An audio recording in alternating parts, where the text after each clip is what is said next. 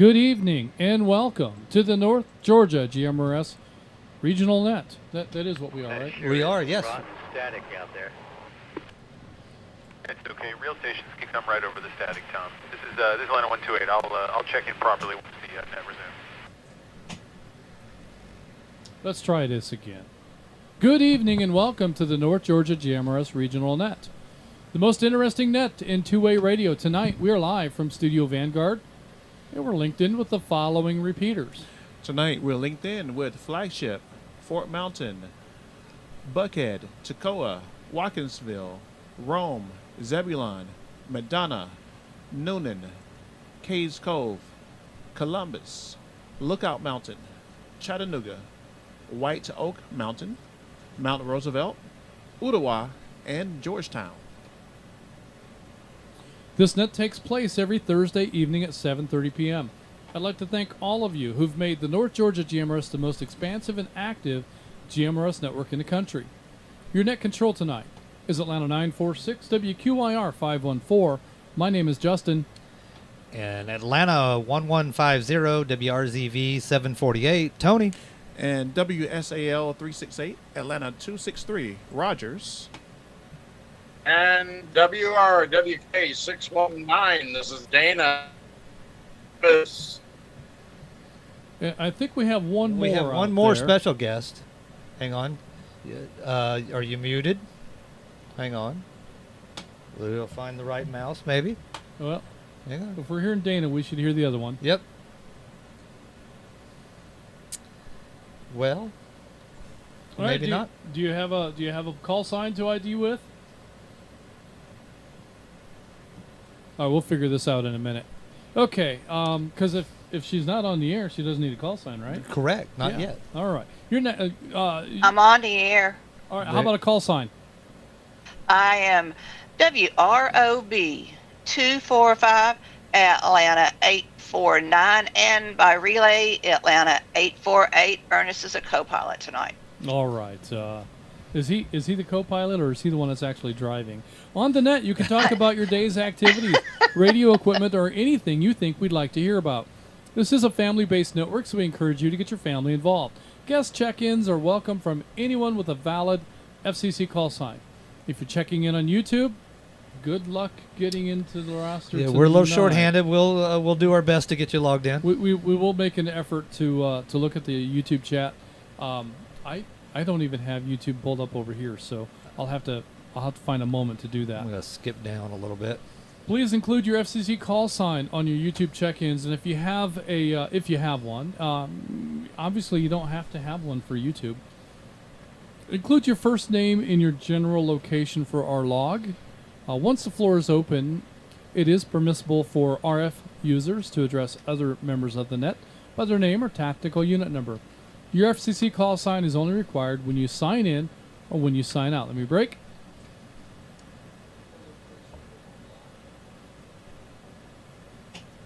Also, you can tune in on our YouTube channel and follow along, or even better yet, tune in after the net to watch your appearance on the network.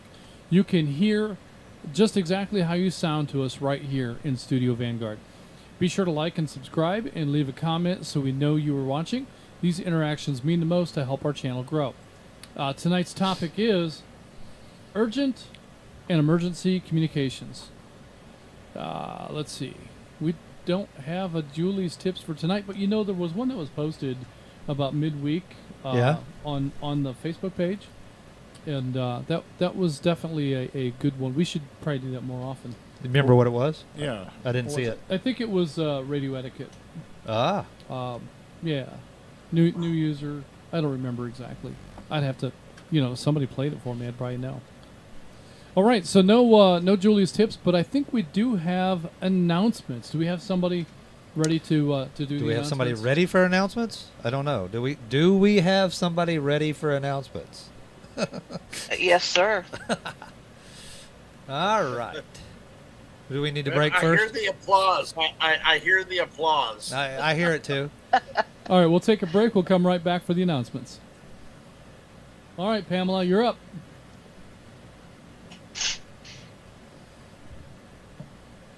All right, Pam. Okay, I don't see anything. Do you not have the announcements on a screen beside you? Am I supposed to see something on my screen? No.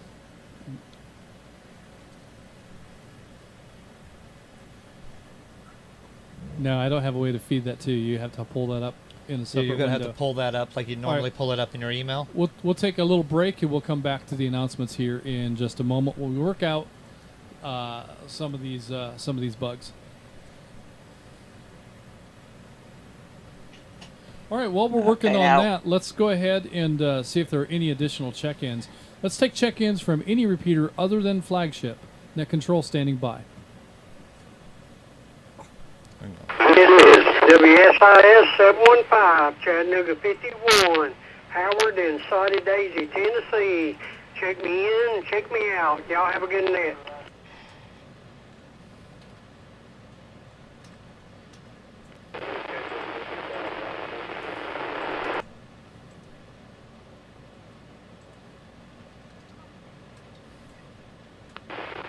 This is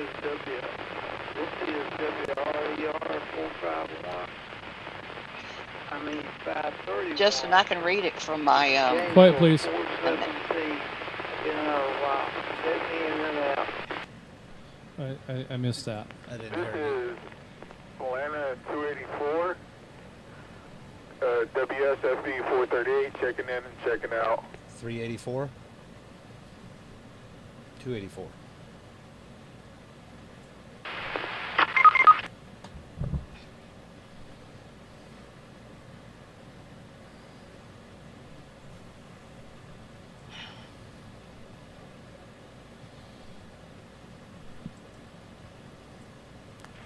This is Atlanta have it on my 745, WSL 451, Randy checking in and checking out. I'm grabbing some of these YouTube check-ins. Okay, I'm trying to grab it Right. too. Okay. Oh, you got it? Okay. Yeah, well, I was just writing them I got to down. start over.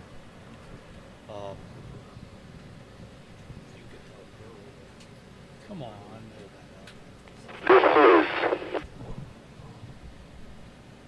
That wasn't right. WSLI 600, ATL 162, Mark in Marietta. Checking in and checking out.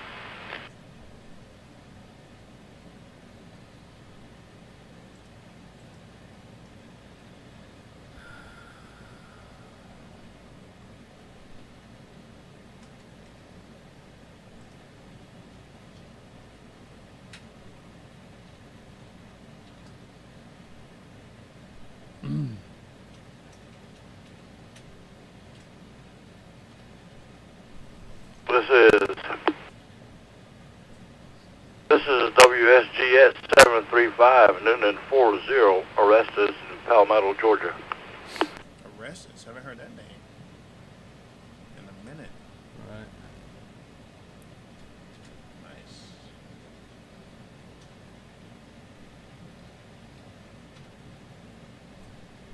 This is Columbus 25, WSCC 901. Check me out. I couldn't get that. Excuse me, this is arrested. Check me in, please.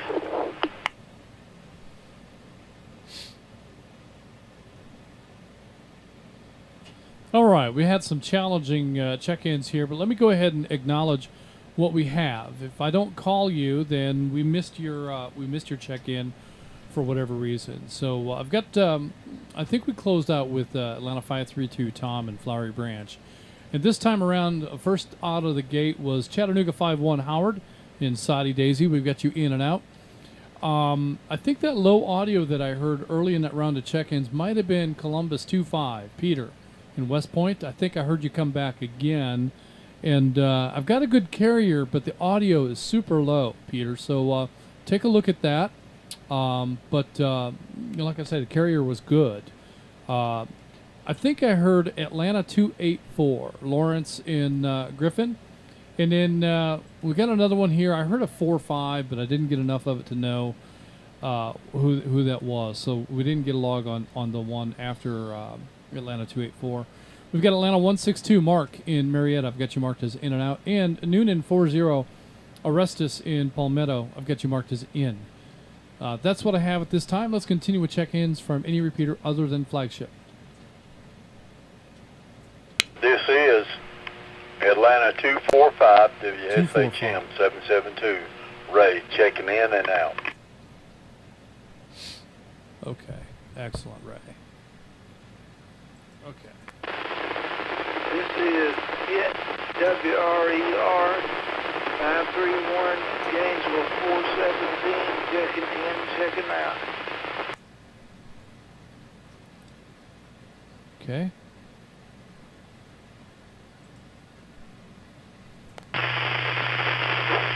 Control. This is Atlanta 280. Whiskey Romeo Kilo Corvette 40. Robert Town. Excellent. Got him.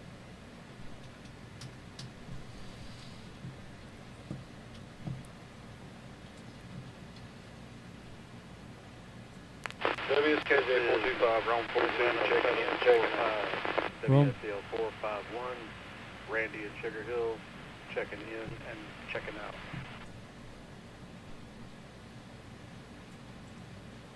WSKJ 425, Rome 42, checking in, checking out.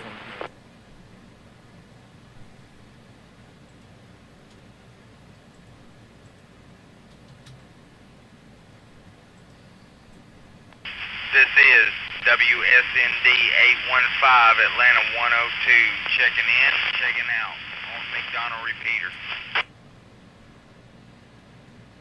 Okay.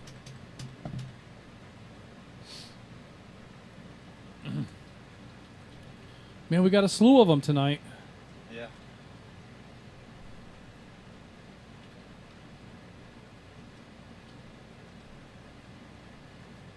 All right, let me go ahead and acknowledge this round of check-ins. We've got Gainesville 117, Damon and Murrayville. I've got Atlanta 280. Am I going to say Luis? How do I say that? Louis? Atlanta 280. Come back and tell me how to say your first name, please.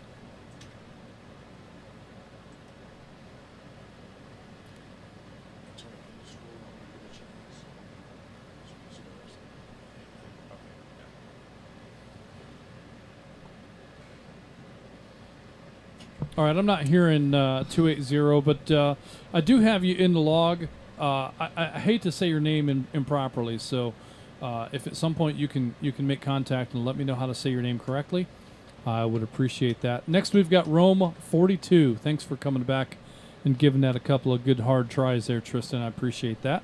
We've got you in the log. We heard Randy in Sugar Hill, but I missed. Well, you got doubled, Randy, so that's why we missed. But I didn't hear your TAC number or your call sign or either one. But Jackie, I've got you in the log, Atlanta 102. So excellent. Got you. I think he said was he checking in on McDonough? I'm not sure about that one. You don't recall? I'm only focused on TAC numbers at the moment. It's if I dare try to make a note in the note column, then I missed the next check-in. So I've missed a lot of those. We're a little short-staffed tonight, so I'm 5'9" with a booster seat. Hey, we're supposed to tell everybody.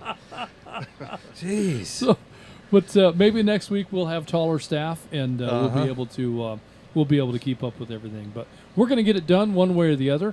We're going to continue with check-ins from any repeater anywhere, including the Flagship machine. Net control standing by. This is WSMF 551, Atlanta 128, Gary from Woodstock. Gary, we've got you. I just didn't acknowledge. Handheld, checking in and checking out, but we'll be monitoring and listening. Have a great day. Who was that? I don't know.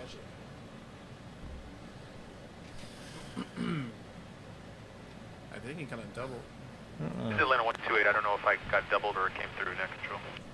I don't know who that is. We got Atlanta 128. I've got you in here from earlier. So, New Gary, you're in. I didn't catch the call sign of whoever is handheld monitoring. So with that station, you got a good signal. We just got you got doubled on part of your call. So if you can come back with call sign or TAC number or both. Roger that. Sorry, this is William in Roswell. Oh, Atlanta 420, WRFS 771. Standing in the rain in the Roswell area on the flagship with the handheld and monitoring. I hope it's a waterproof. Right. Handheld. Yeah. Is that an IP rating, 65 or something? 66, maybe 67. 67. Hopefully Makes it's it waterproof. rainproof. I'm not sure. Yeah. Thank you, William. I appreciate you standing in the rain just to check in and listening to us banter mindlessly. That's dedication, man. Well, yeah, yes. that's solid stuff. All right, William, I've got you in here. Thanks for listening in. Let's continue with check-ins. Any repeater anywhere, net control standing by.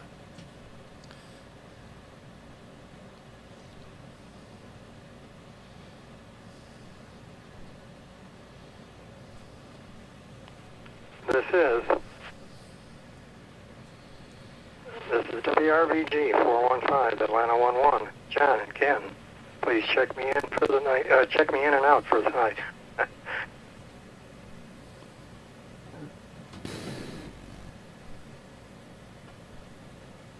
haven't heard John in a while. This is I QSO'd with him on ARA. WSFH 294, Gainesville 420, Nick in Oakwood, Georgia. Check me in, check me out. Appreciate it. Yeah, we talked about that a little bit too. Did you? Yeah, DMR and all of that.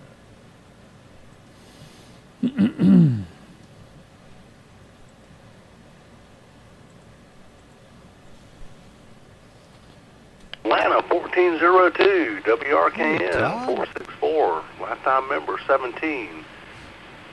Check me in and out, Justin in Net Control. Good evening. Could you share?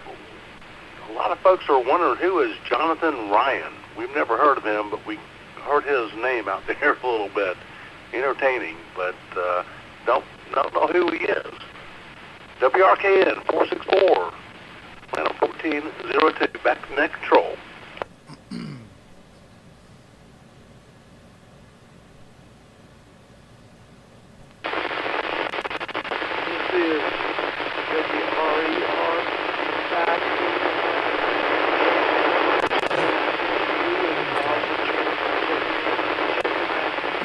Sounds like WRAR or something. I heard WRAR 5 something. Is all I got out of that. All right. This is WRKA 361 Atlanta 710. Check it in and check it out. They just won't stop. They keep coming. I love it. I love it. But you need to scroll down. Yeah, you only got a few more lines and you got to jump down. I don't have anything for Atlanta 710. Scott. You know what? I deleted a couple. Like I messed up and I had to hit backspace. So it might have took out the. I think it took out the. Could have. Whatever. Formulas. The formula behind it, behind the scene. I'll drop him down to 67. Okay. So yeah, there he is. I just put him in 67. You might want to skip all those and drop back down to 68. All right. I'm going to take this out. It's one of those other technical difficulties we make for ourselves, I guess you'd say. Right. All right, let me go ahead and acknowledge this round of check-ins. I think we'll go ahead and get started. So, Pamela, hopefully you've got the script for the announcements handy. We've got Atlanta 420, William in Roswell, monitoring in the rain on a handheld. Just couldn't miss an opportunity to hang out with the North Georgia GMRS net tonight. We've got Atlanta 11, John in Canton, in and out. Gainesville 420, Nick in Oakwood, in and out. Atlanta 1402, lifetime member number 17. Todd, I'll get you in log as in and out. We heard a real weak signal. We heard a WRAR 5 something something, and we couldn't make out anything after that. So I don't know who that is, but I've got part of your entry in the log. We'll see if we can sort that out as we go. If anybody can relay that, we would appreciate it. And we've got a bunch of YouTube check-ins here to acknowledge. But before we do that, I want to go ahead and acknowledge Atlanta 710 Scott in Roswell. Now let me jump up here to YouTube. We've got WRDZ 727 from Cincinnati. You know, I was listening to WKRP in Cincinnati just the other evening. Yeah. A little streaming service. Yeah, and you know, they play everything. Do they? Yeah, they do. They were playing like old light rock, yacht rock, you might say. Yeah. Then they were playing some more modern stuff. Then I've heard country music on there. So Really? I think they're just all over the place. So Well, something for everybody. and that's kind of fun. So WKRP in Cincinnati. Maybe we'll get a chance to. I don't have a name with the YouTube check-in, but maybe we'll have a chance to check that out a little bit. It didn't have a name. A little bit further. Chattanooga 6'9", another one we don't have a name for, but I think everybody knows the Velvet Elvis in Las Vegas. Las Vegas. Atlanta 123 checking in on YouTube. He's the double dipper, getting both RF and YouTube check-ins tonight. That would be Rhino. From the where's Rhino from? I can never remember. Buckhead, maybe? Cheshire. No. Cheshire Cat. Cheshire Cat. I think he's from Cheshire Cat Road. We've got Kenny, Atlanta 129 checking in on YouTube. I've got Eric, WSNI 885 from Waleska, Georgia. Gainesville 63 Willard in Homer checking in on YouTube. Another guest check-in from WRXD 340 David checking in one more time from Wichita, Kansas. Glad to have you along. We've got Rome 11 Mark in Adairsville on YouTube. We've got WRQE 398 Richard in Hayesville, Kansas, back with us again. Glad to see you here tonight, Richard. Gainesville 42 Ben in Gainesville checking in tonight. WSCR 888, that's a cool one. Mark in Brookhaven. And WSCE 401 Terry in Mount Airy. Was that supposed to rhyme? No, it just said Mount Airy. But it just did. All right. Let me Terry break. and We'll Mount come back. Airy. We'll come right back. All right. And we've got McDonough 102 is all that I see in that. Yeah, it didn't populate, so I don't know what that is. Okay. And then we've got Atlanta 745 Randy in Sugar Hill, as well as Atlanta 379 Scott in Sandy Creek, New York, checking in on YouTube. Glad to have you all along with us tonight. Like I say, we're a little tight on staffing tonight. We will definitely try to keep up with the YouTube and any comments that you make. Yeah, if you didn't see your name in the YouTube log check-in, then throw it up there again. I'll try to get to it. Yeah, it's going to be kind of a self-moderating YouTube evening, so I don't know. So be nice. Yeah, be nice. I don't know what we'll see in there, but it'll be. I'm sure it'll be interesting reading tomorrow. So with that, let's go ahead and go back to Pamela. See if Pamela is ready for tonight's announcements. All right. Yes, sir. I am. This is WROB 245 Atlanta 849, and I'm going to be reading these announcements from my phone. Net control, I tried early, but I don't know if This you is coming Thursday, or not. If I July made it to 16th. Atlanta, to the station or not. Can y'all hear me To the okay? repeater. But I'm going to try again. Hold on, Pamela. This is Atlanta 280, WRKQ 435, Whiskey Romeo Kilo Corvette 435, Luis in Groverstown, Luis. Georgia. In and out. Hang on. Luis. Hang on, Pamela. Hang on. All right, Luis. Outstanding. Glad to hear from you. Yes, we did acknowledge you earlier, and I'll acknowledge you here again. And I was asking earlier how to say your first name because I didn't want to get it wrong, but I heard you say Luis. You would have got it wrong. I would have got it wrong. So I'm glad to have the opportunity there to. I hate to get somebody's name wrong. You know, that's. Here's the thing. He doesn't have a problem getting mine wrong, though, does he? Why not? Well, exactly. Yeah, I was going to say why not. But, Walked right into that one, know, didn't I? You did. You did. All right. We're glad to hear you on there, Luis. I'm sorry about that, Pamela, but I suspect we didn't have you out over the air. So I'm going to have you start over if you don't mind. Not a problem, Justin. Now, y'all hear me all right? Yep. Okay. All right. Mine, this is Pamela, and I am WROB 245 Atlanta 849. And this week's topic on the North Georgia GMRS Network is urgent and emergency comms. Tune in tomorrow night for the North Georgia GMRS Network's Friday night at 9 Simplex Challenge on the Monument Repeater. Tune in and learn about emergency comms and the use of simplex frequencies. Also, beginning 7:15, the North Georgia Amateur Radio Association, Friday night at 9, 2-meter simplex challenge on the N4KHQ repeater. That's the N4KHQ repeater. Come test your radio's reach in the world of simplex. And don't miss Saturday night sessions. A ham radio. Oh, what happened? Well, Google doesn't like us anymore. Oh, So boy. we're going to have to maybe text Pamela real quick and let her to hold. Oh boy! All right. Well, we're having our fill of technical issues, right? Yeah, it kept saying, well. All right.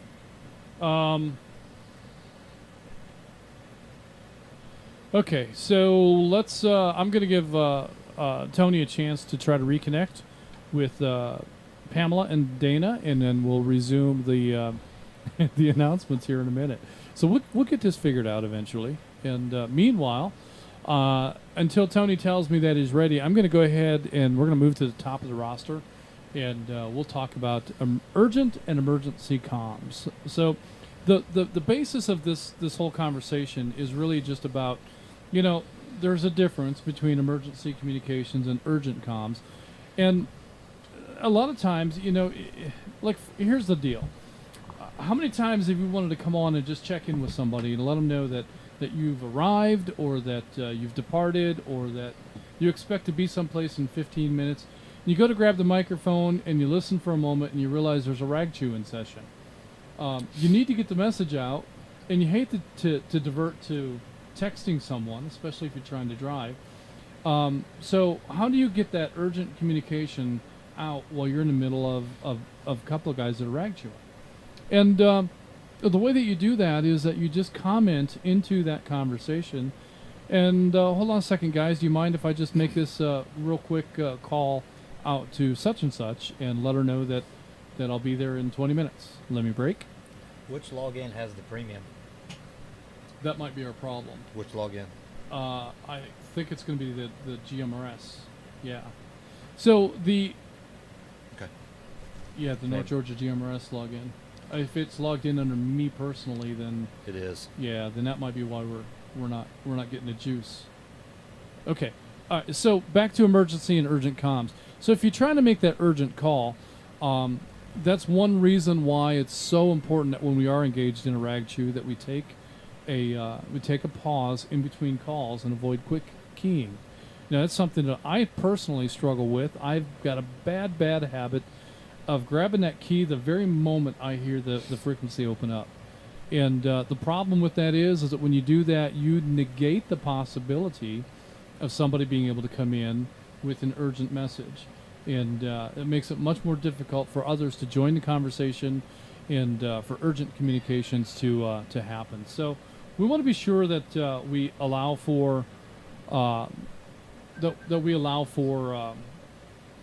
break in our traffic from time to time to see if there are any urgent or emergency communications that need to take place. And of course, the same thing applies if you've got an emergency situation going on and you've got traffic on the air and you need to break into that.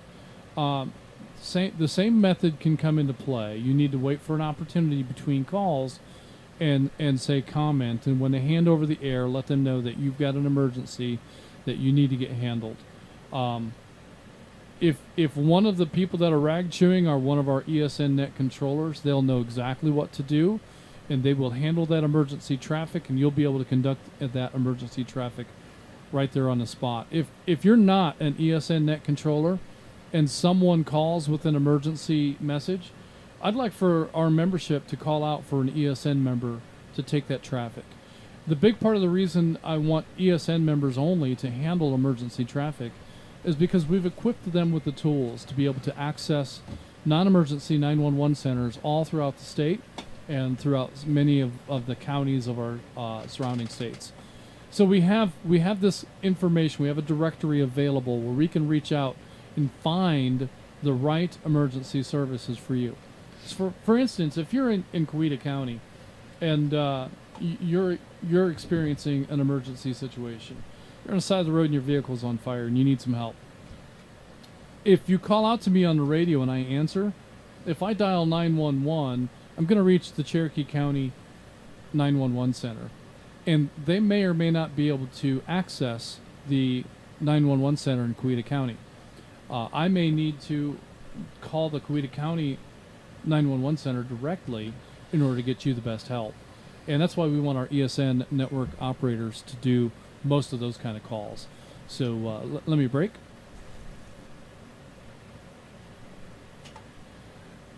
If there's not an ESN network operator available, you call out for one and nobody responds, then of course do whatever you can to help that person out. And if that means that you have to call the county's 911 center that's 2 or 3 or 4 counties away, or maybe a different state away from the person that needs help, then just do the best you can to provide the best information that you're able to, both to the caller on the radio and to the 911 operator, so that you can convey that emergency information.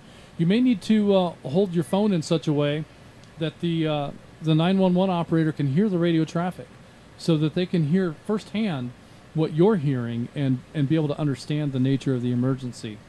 Holding your phone up to your radio up to your phone like that during an emergency call out can make a big difference in establishing the legitimacy of the emergency and the caller and the need for finding the specific location. And that's going to be a challenge too, because like Rogers, do you get out on the highway, like if you're headed to Chattanooga, like you were for the Chattanooga Hamfest that's coming up. Right. When you were on your way to Chattanooga, did you know when you were in Cherokee County, and did you know where the county line is for Bartow County? And what's the next county after Bartow County? Well, I know Bartow because I used to date a girl up there once. Yeah? But other than that, no. I don't know. I know exits. Uh-huh. But whatever the exits say, that's what city I'm in. So what county is Dalton in? I'll bet the carpet guy knows. The carpet guy knows. I don't know. Yeah. I don't know what that is either. Do you know what county Dalton's in? That's a good question. I don't know. I don't know either. I know it's the carpet capital. I'm not even sure what county Ringgold is in, and that's where that's where the Chattanooga Hamfest is going to be, at the Catoosa County Colonnade. Right. That's a nice facility. It is. So there again, when you're traveling, you may not necessarily know exactly where you're at, and so it may take a little bit of research if you're handling an emergency call. If Rogers is broken down on his way to Chattanooga again, and he can't remember what county he's at, maybe he can tell you. When did I break down? I don't know. You should have called me. Maybe he can tell you what exit he's at, and you can use that information along with some online resources to be able to narrow down where he's at and be able to get help headed his way. And that's one of the challenges that we face. And it's something I honestly don't pay very much attention to. I recently saw a video about this guy teaching young men about mile markers. Mm-hmm. And, now I'm more cognizant of looking at mile markers because... So you know where you're at in case something happens in between one. Exactly. Because it never happens. You never break down right in front of the mile marker. Of course not. That's right. Yeah. That's right. And I had a flat tire recently, and I didn't know the mile marker. I was like, man, what... I knew what exit I just passed. Let's break. Take a long one. I've redone a meeting under yours, so it's only going to be an hour. So if we want to get her back in, I need all your other information, the login and all that to be put in there. I'll have to. So if we want to get her back in, she's not back in the call yet. All right. Just so you know. Okay. Let me know when you see her. All right. All right. So sorry about that. We are still working out some of our technical difficulties, but back to that mile marker conversation that Rogers just had. As a former truck driver, that's something I'm very well aware of. and it's something that I do pay attention to, but that doesn't always tell you what county you're in. But it can help, and it'll, knowing what mile mark, especially like if you travel across, like for instance, I know that on Interstate 80 is 311 miles across Pennsylvania. Right. And it's like 280, 276, I think, across Ohio on Interstate. Well, that's not exactly true, but it's round about that if you stay on Interstate 80. So, having driven some of these routes regularly, I get to know, about how many miles. It's like 74 miles across New Jersey. It's not very far at all. No. So, you get to know how many miles and how many hours it's going to take to travel, that segment of the roadway. And based on mile markers, you get a real good feel for what's coming up next and where you're at in relationship to things, and you can maintain a pretty good awareness of where you are in your trip. Well, and I'll tell you about my when I had the flat tire about 3 weeks ago. On your way to Chattanooga? Yeah, but no, on my way back. Actually, on my way back from the net, one of these nets, and they asked me what exit was on there, and ironically, the last exit that I saw was 263. Just this is real, right? Caught your eye? Yeah. So the lady asked me. I almost said Atlanta 263. Oh, no, it's 263. But that was very ironic that I broke down on 263. That was crazy. That is. All right, we have Pamela back. All right. Since we have Pamela back, let's give this a try again. Pamela, I believe the place that we lost you during the announcements was right in the as you started Saturday night sessions. Yeah, I got it. All right, then. Let's go ahead back with Pamela, and let's see if we can get this in. Now, Pamela, I don't want you to feel like... none of that was your guys' fault. We timed out on the meetings. Yeah, we've got all kinds of technical difficulties on this end. It's not even Tony's fault. So, I guess that means it's Roger's fault. Well, go ahead, Pamela. With start off with Saturday night sessions. Okay, and I'm sorry. I'm having a little thing on my end now. Come on.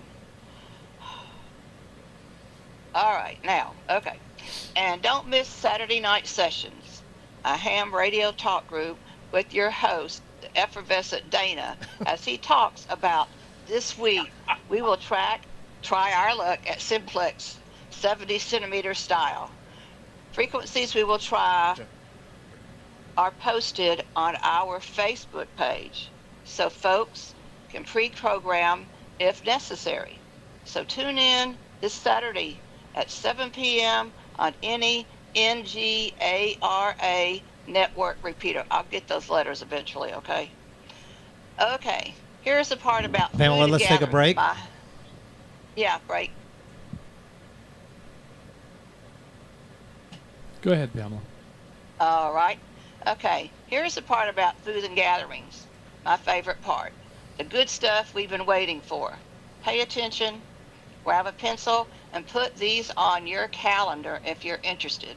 These meetups are a great way to follow fellow members in and around your area. And the first one that we would have had this Tuesday would have been the meet and greet with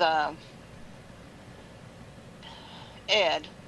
But the next meeting is going to be August, I believe it's the 18th. I don't have it in front of me, at noon at Old Town Grill on Cobb Parkway, around the corner from McCollum Airport in Kennesaw at noon. Bring your radio, Meshtastic, or Meshcore programming issues to discuss and resolve. They'll have a mobile test bench available after lunch and can test and program the most popular radios or help you set up a Meshtastic node. Please reach out to Ed, Atlanta 557, beforehand or on the air or via email at wrqg806@gmail.com. That is wrqg806@gmail.com if you are planning to attend. so they hold enough seats and they can try to have the right programming, cables, and software available. All right. Oh boy. Wait 1 second. My just jumped too far. Okay. Chattanooga Radio Luncheon would be the next one. And that's coming up tomorrow at noon at Champy's Restaurant. Address for Champy's is 6515 Ringgold Road, Chattanooga, Tennessee, 37412. All GMRS, ham, and Skywarn spotters, plus friends and family members are welcome. Come talk radio or not. Talk about anything your heart desires. Jonathan, Chattanooga 30. Ronnie, Chattanooga 69. And Jim, Chattanooga 84. And on to the next one, which I'm familiar with because it's the Peachtree Corners Brunch Bunch, and it will be meeting this Saturday, July 18th. Will be at JR's Log House Restaurant. Hey, that's coming right up. Which is low. Yep, that's this Saturday. This Saturday. Yep, got it on my calendar. You want to get a pancake Mark as big that as your head? No. On a diet. Oh, we need to And break, it's- though. Pamela, let's it's- break one moment. We'll come right back and let you continue. Okay. You have to get used to me interrupting you. Not a problem. All right, Pamela, go ahead. Okay, not a problem. All right, back to JR's Log House Restaurant, which is located on 6601 Peachtree Industrial Boulevard. That's at Peachtree Corner Circle on top of the hill next to that bridge. So please join us the third Saturday of each month. We start kind of noonish time. You don't have to be right on time, just as long as you come and join us and have a good meal. And we're there till usually 2:30, 3 o'clock until everybody's got every question answered. This will be our first sizzling summer gathering. So step into the air-conditioned rustic atmosphere. Be prepared for a tasty meal and try the flying saucer-sized pancake, which Justin's already had, and large omelets. CJR's extensive menu online for a variety of meats, barbecue, and fresh prepared vegetables and casserole. Hey, this is a great time to match call signs with a face and a personality. Already expecting more new attendees. Congratulations to our NGGMRS newish member, Ash, who came as a guest of mine in May. That's exciting. So see the Facebook post from June's gathering, and you'll see him there and everyone else. Radio enthusiasts, bring your equipment and questions. We love questions. We'll be glad to give you whatever assistance you require. We have a special booth inside available for programming and anything else you may need. To ensure correct number of seats, please respond by text or call out to Atlanta 849, Pamela, that would be me, or Atlanta 848, Ernest, my co-pilot, or email us at skygazerpamela849@gmail.com. That is SKYGAZERPAMELA849@gmail.com. Do I need a break? Yeah, let's break.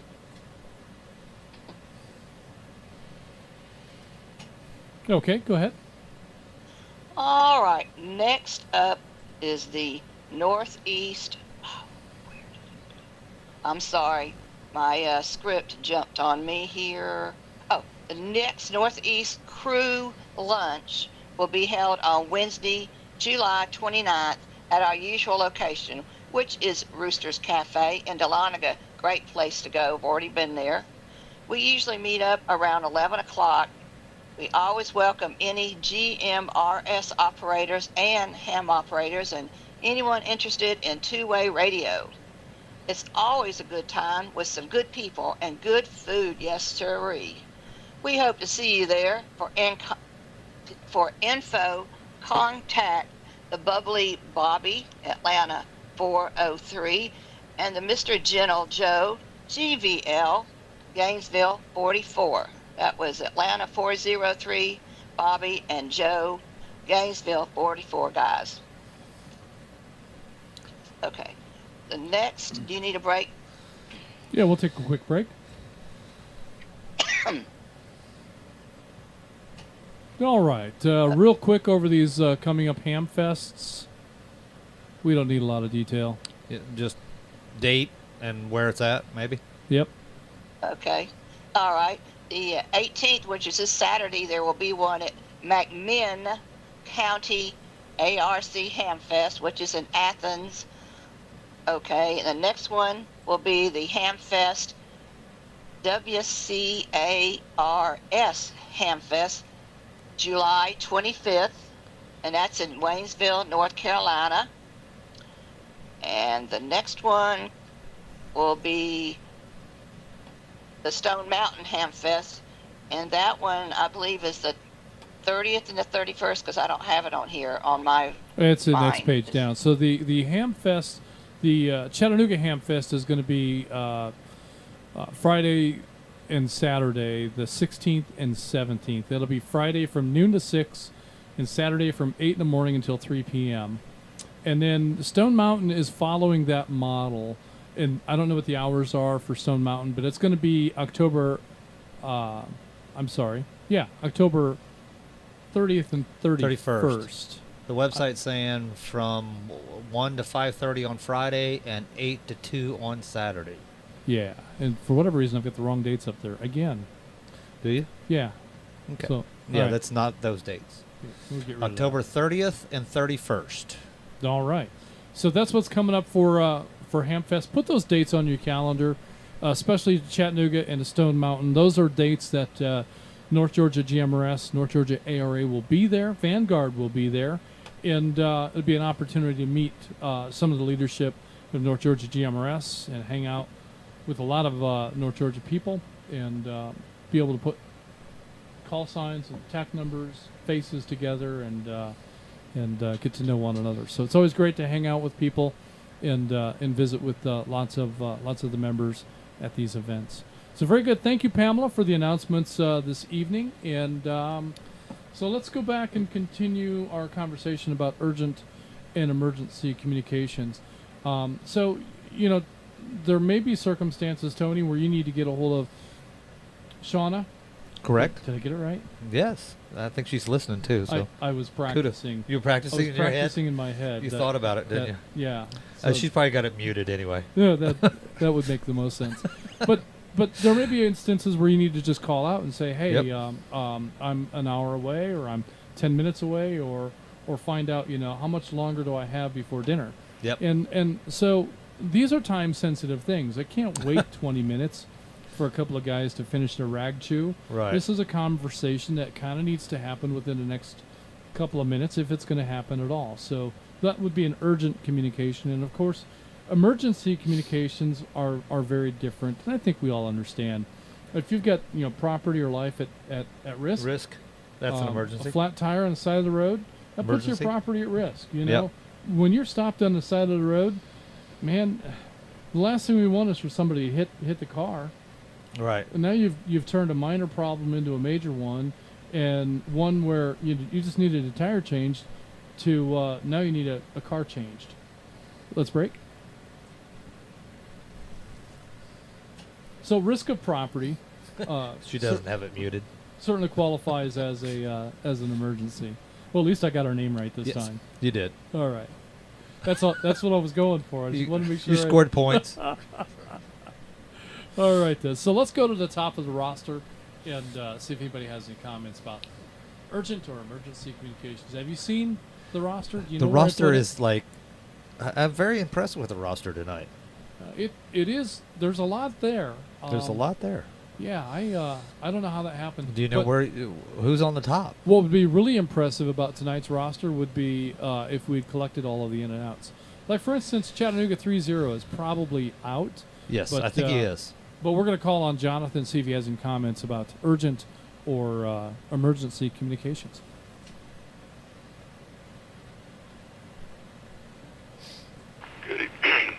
Good evening, Justin, Rogers, and everybody else there behind the scenes at Net Control, Gary, Pamela.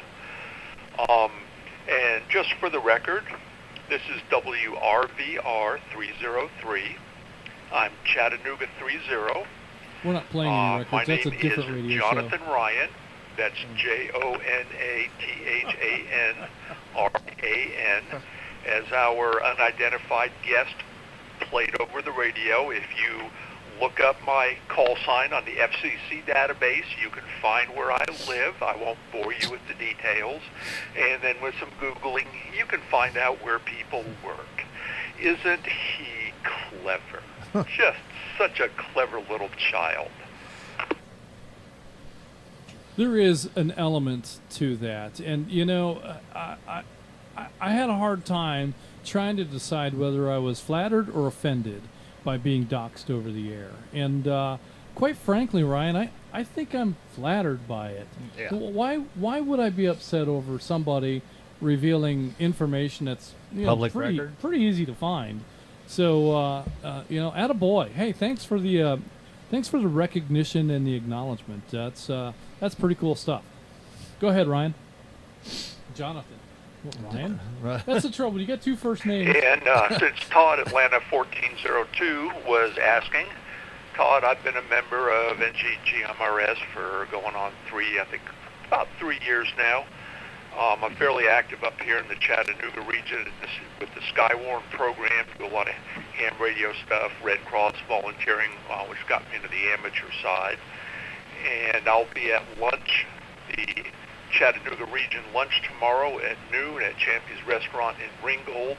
If anybody who is hiding behind the scenes and afraid to show their face would like to come up and meet me in person, I will buy you lunch.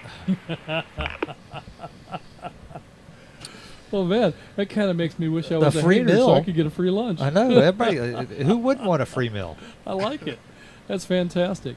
Well, Jonathan, do you have any comments or thoughts related to urgent or emergency communications? I'm sorry, I got distracted there. Yeah, I got into two-way radio stuff a little over 30 years ago for exactly that reason.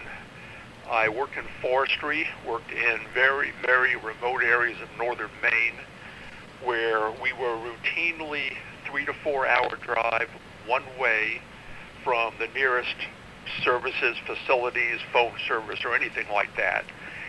And if one of my workers, chainsaw operators, got hurt out in the woods, they needed to be able to get in touch with me immediately, because any kind of an injury like that would be a life-threatening situation, just absolutely critical, where response time, you know, I couldn't get him to the hospital quick, but I could sure give him first aid to keep him alive, and then I could get him to the hospital. So that use of radios there between me and my crew spread out to myself, my wife, my daughter, because they were also out there in the woods with me. They'd be home at the camper while I was out working. And then after I got out of forestry, those radios kind of sat for a long time until I got them fired up again about 3-4 years ago. So, yeah, there's priority communications where you need to get in touch, a message to somebody. I think the Skywarn probably falls into that. It's important.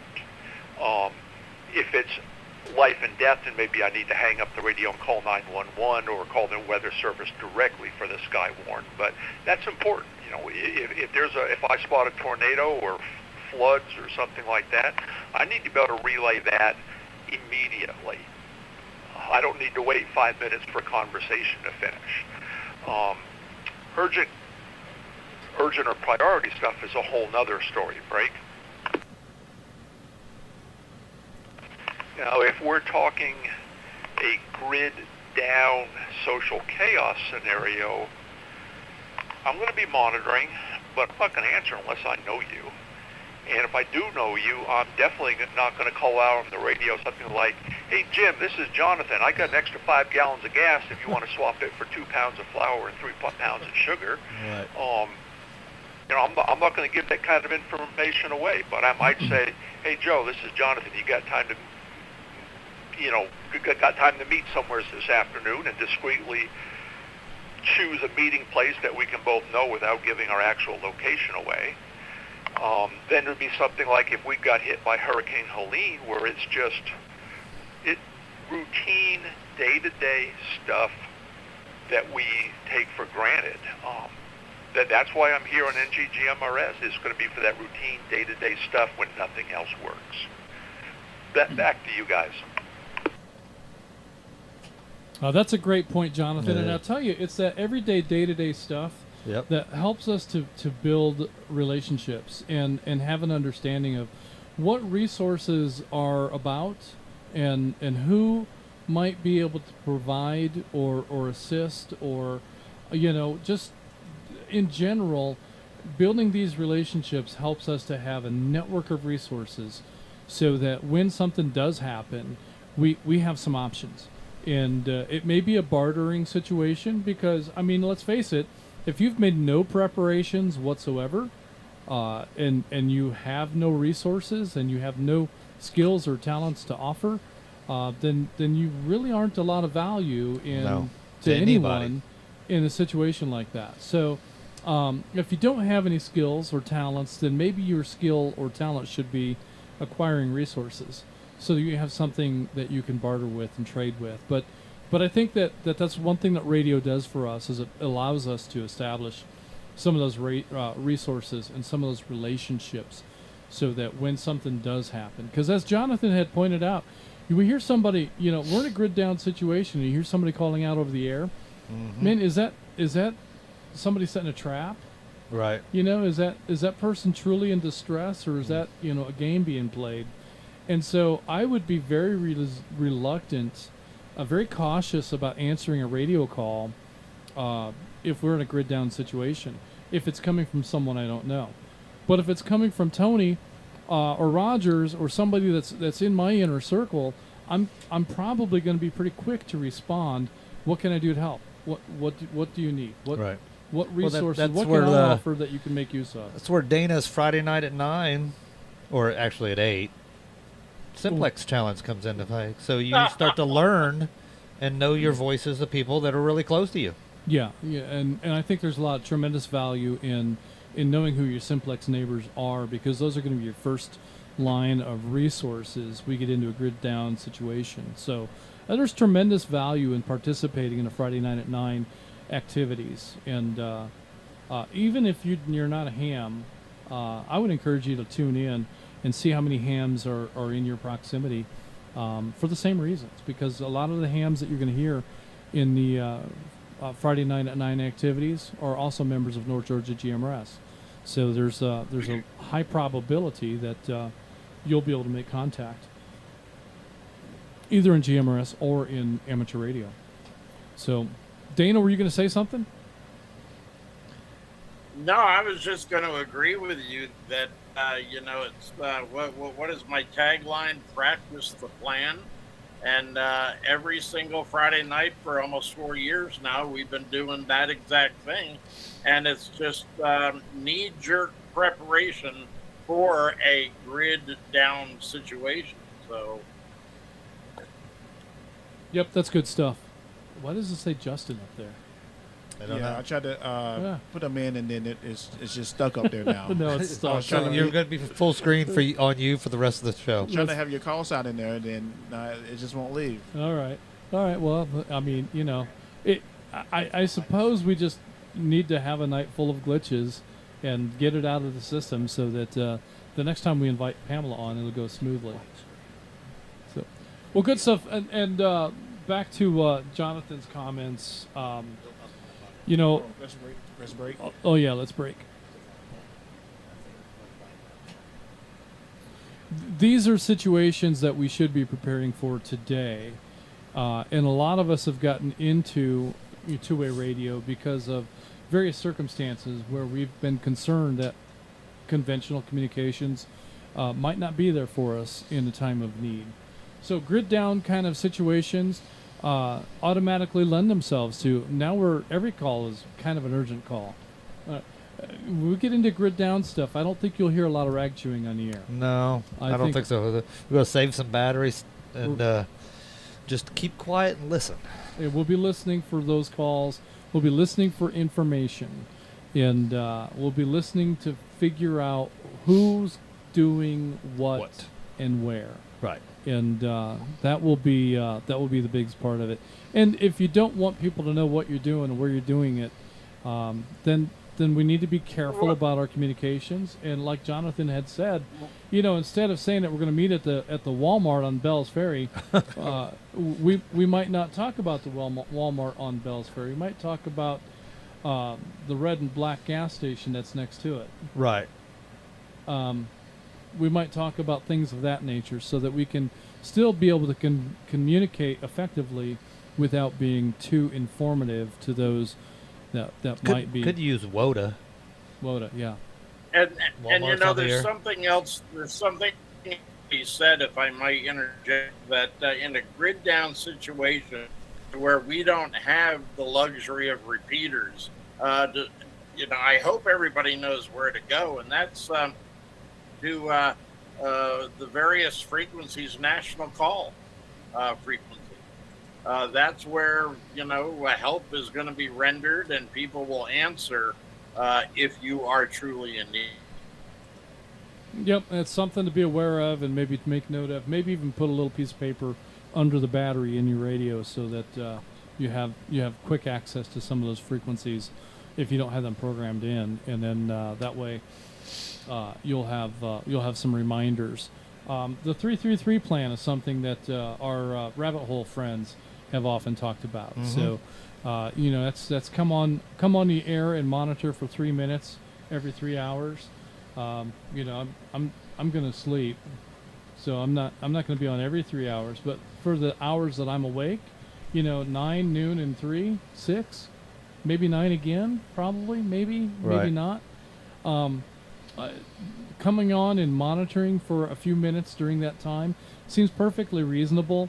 And if you have a need to meet with somebody, that would be a good way to establish, okay, when the grid's down, then we're going to do the 333. So don't bother calling me at 10 in the morning because I'm not going to be monitoring. Let's break.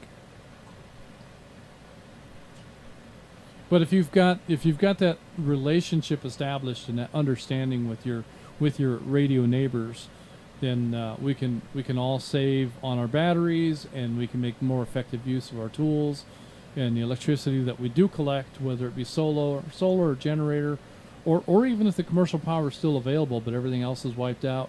I doubt that'll happen, but who knows? I mean, I'm not much of a zombie apocalypse guy, but you never know. You never know. So, all right, Jonathan, thanks for your comments. Let's go next to George, Atlanta 306. George in Loganville, do you have any comments for tonight's net? We're talking about urgent and emergency communications.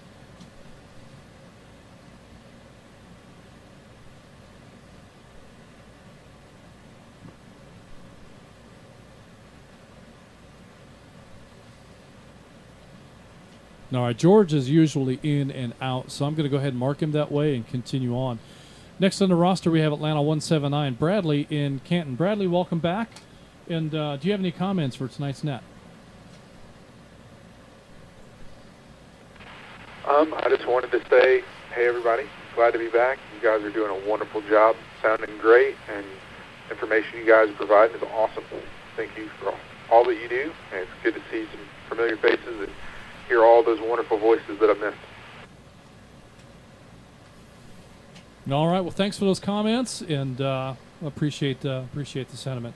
Next, we've got Atlanta 313, Stephen in Sewanee, coming in on the Buckhead machine. Stephen, any comments for tonight's net?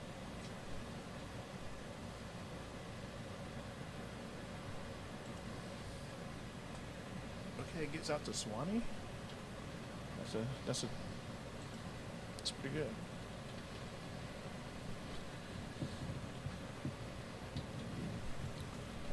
All right. Also on the Buckhead machine, I think we had Atlanta 175 Joey. Joey, go ahead with your comments about tonight's net.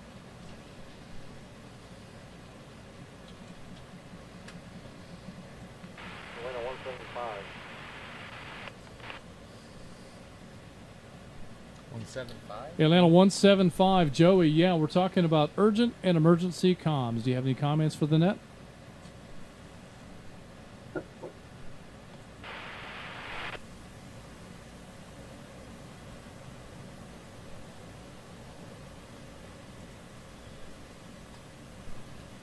Maybe he's having trouble getting in. Maybe. We've got some pretty low audio on you, and I don't know if maybe you've got a battery that's fading, but we heard a carrier for just a moment, and then it dropped out.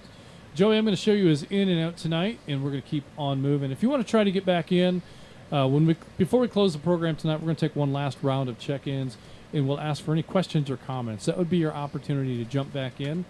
And when we do that, you just say Atlanta 175 with a comment, and we'll come back to you at that point. But hang out with us. We'll be a little bit before we get there, but we'll see how it goes. Next, I've got WSNI 502 Elijah in Marietta. Elijah, do you have any comments for tonight's net? No, sir. Thank you guys for having me on here. My second net, really second time on a GMRS radio, so I'm getting acclimated to everything that's going on. I want to thank Roger for getting me hooked on another hobby. Thanks, Roger. Oh, yeah. You think that was actually sincere? I don't know. You got him hooked on something else now, Roger. Well, I think he was already hooked on radios, but I gave him a little. It was probably a push. What I'm hearing is, Rogers, thanks for making me spend more money. Exactly. That's what I heard him say. Well, that has happened. So sorry, man. Sorry about that. Yeah. Hey, Rogers, when his wife kicks him out for spending too much radio money, is he going to live with you? I don't know. Oh, yeah. I think you got a full house, don't you? Yeah, I got a somewhat full house now, but, who knows? I think that Blue Ridge 20 makes a great comment. He says that he has been with his wife longer than he's been with his parents. So anything that's wrong with him is her fault. Well... I don't think she agrees. Did he say that out loud? Yes, exactly. He said that publicly. I believe it was on Facebook or something of that. Anonymously? Yeah. So, though it's on the air now. So, I have a question for Elijah and Rogers. Yeah. Elijah, are you coming with Rogers for Saturday for our luncheon at JR's? Elijah. That's for Elijah to answer. Yeah. Well, let's break and see if he's got any comments. I'd love to come, but I cannot. I'll be working. I'm a production manager for some large shows here in Atlanta, so weekends are pretty much booked with concerts, so my apologies for that. I do love the comment about you've been with your wife longer than you have your parents, so if something's wrong, it's her fault. I'll try and use that, but just in case, Roger, if that doesn't work, count time in. Well, there you go, Pamela. He's probably working this weekend, but who knows? With my wife listening, I'm neutral. That's what I'm throwing that out there. Yeah. No comment. No comment. Why not? Okay. You want me to come back next week? He just said no comment. I'm just kidding. Just kidding. Well, he's welcome anytime. All right, very good stuff. And next on our roster, we've got Chattanooga 260. Didn't we have a question for Colt earlier? Oh, yeah, what county is Dalton in? There you go. That's a good question. Chattanooga 260, the county is Whitfield. And with comms, I know you have the ESN network. I would like to give maybe a quick little story about how it's worked in real life situation where we've had to interrupt the net for an emergency situation. Up here in the North Georgia area, we have something called Tri-State Mutual Aid, which is a signed agreement from most of the North Georgia counties. So it's everything from the Alabama line up into Fannin and Gilmer County, all the way into Polk, above Chattanooga and down into Atlanta. We have an agreement provide aid and services across state lines. Let me break. Last year we had a local ham net on one of the Lookout Mountain repeaters. In the middle of the net, there was an actual emergency, a rescue that had to occur, and they believed it was coming from a certain county. During the middle of that net, they stopped all traffic. The whole net was turned over to continue getting information from the person that was in danger, and they contacted the local EMA 911 center. At that moment, some of us who were on EMA took over the net from the net controllers, because we thought the county, the person was being rescued in a certain county. And we used that net and that person's ability to communicate, even though they did not have a license, to successfully rescue that person about 7 hours later after they fell off a ravine in Murray County, which is the next county over, which is Chattanooga. So, let me break. That being said, emergencies always aren't going to come from licensed people. And when they do, when emergencies do happen, you just hope they're able to get to us any way we can. And staying calm and getting that very crucial information. Where are you at? Who are you?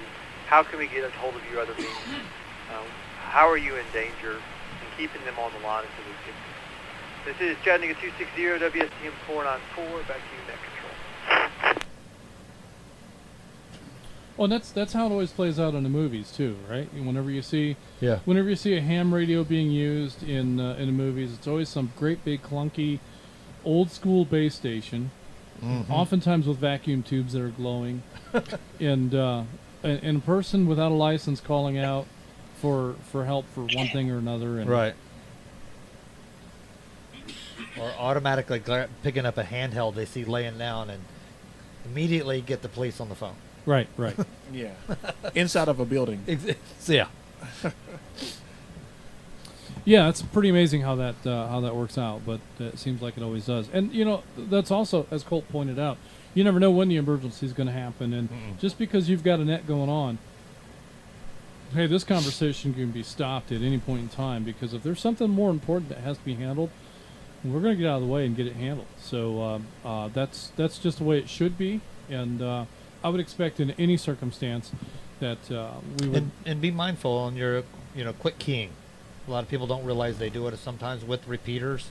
You got to give it a few seconds between calls. Absolutely. And anybody that catches me over the air quick keying, don't hesitate to call me out on it. Because I'm telling you, I'm probably as bad or worse than most of you.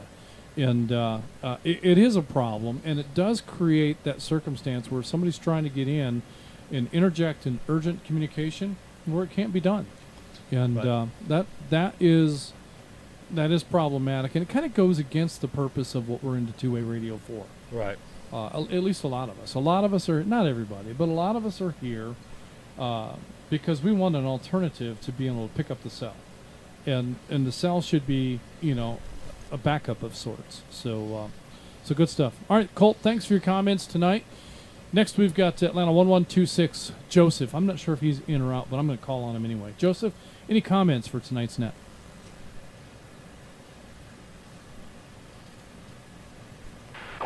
This is Atlanta 1126. Enjoyed listening. I don't really have any comments, but appreciate you guys having the net tonight. Back to Net Control. All right, I guess we're not talking about barbecue. He's got nothing in it. I'm just kidding, Joseph. Thanks for participating. Appreciate you checking tonight. And yeah, thanks for your check-in. I'm just playing. That'll bring us next to Atlanta 123, Rhino, New Tower Rhino. There's got to be a way we can connect that. He might not have a strong enough signal to get in. He might not. Rhino, are you there? Do you have any comments for tonight's net?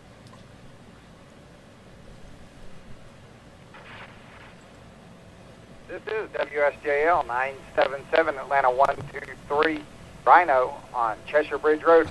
And I'll tell you, I've had rolling thunderstorms coming in here. Lightning 1.2 miles, 2 miles. Yep. I've been checking on my weather app here as it's been popping around me. So I am not coming to you on my tower tonight, unfortunately. I have it disconnected. I have my shack disconnected in an air gap between my antenna and the towers, or my radios and the tower. So this is handheld over to the Buckhead repeater, so I hope you can hear me good. Great topic tonight. And good to hear Pamela on doing the announcements. Great job. Way to go, Pamela. Good to hear everyone tonight. Thank you for your service. Let me cycle. So I am super new to all of this still, and but I love the idea of emergency or urgent traffic. Tonight's the first time I've really even considered what urgent traffic might be, but vehicle disabled or a tree in the roadway versus like somebody's actually hurt and I need medical services immediately. So I am learning a lot still. I love this program. I have something, we have a small community on Burnt Mountain, and we have a caretaker there. He's great. He lives on property, and he, kind of mows everybody's grasses and makes sure all the maintenance is done and stuff like that. And we have with almost no cell coverage. There are certain places we can try to get to in order to have cell coverage, but other than that, it's pretty much no cell coverage. And I had noticed he was walking around with just like an FRS radio, and I said, "What's that all about?" And he was like, "Well, I carry it. I never leave the house without it, but I carry it, and I hope it gets out." And so, I rolled my sleeves up, and I actually ran back. I had my HT with me. I ran back, grabbed a couple more. I said, "Hey, man, you have options available to you." He said, "Yeah, I heard you were doing all of that. What's that all about?" And so, long story short, we got to talk. I was able to make a call out to the flagship repeater, and 2 people replied for a demonstration in less than 10 seconds. And I said, if you have an emergency and you can't use your phone, this is what's available to you. So I have a question for net control, and what efforts does the North Georgia GMRS Network make towards monitoring for emergency call-outs? So that's what I have. Great net tonight, guys, and look forward to hearing the answer to that question. This is WSJL 977 Atlanta 123, Rhino on Cheshire Bridge Road. Back to net control. Oh, well, Rhino, you couldn't have set that up any better if you'd tried. It's almost like you were coached into to presenting that. Dana, what is your answer for Rhino's question?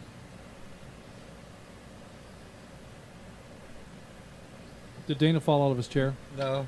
Dana, you still awake? All right, finally. My mute button wouldn't turn back on. Oh, very good.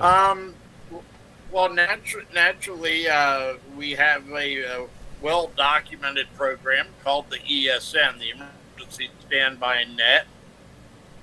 It's been activated several times this year. And what happens is we will come on and we will be a passive net, until we deem it necessary to make it a directed net. But what we'll be doing is monitoring in the background for any possible emergencies that could arise. And we will be there for our membership. Coverage throughout the entire network till the impending event has passed. Now, it's the event, it could be a weather event. It could be a more localized event. We've recently had forest fires in the area. Could include something like that. But, Rhino, great question. And if you need to find out a little bit more about the ESN, shoot me a text message. I'll be glad to give you a call and we can talk further about it.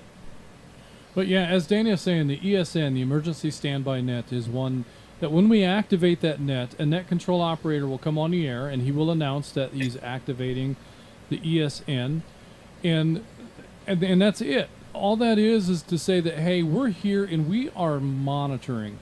And we have somebody that is set up specifically to monitor, and this person has access to the directory that Dana has put together that has the non-emergency number to E911 centers all across the state and halfway across our surrounding states.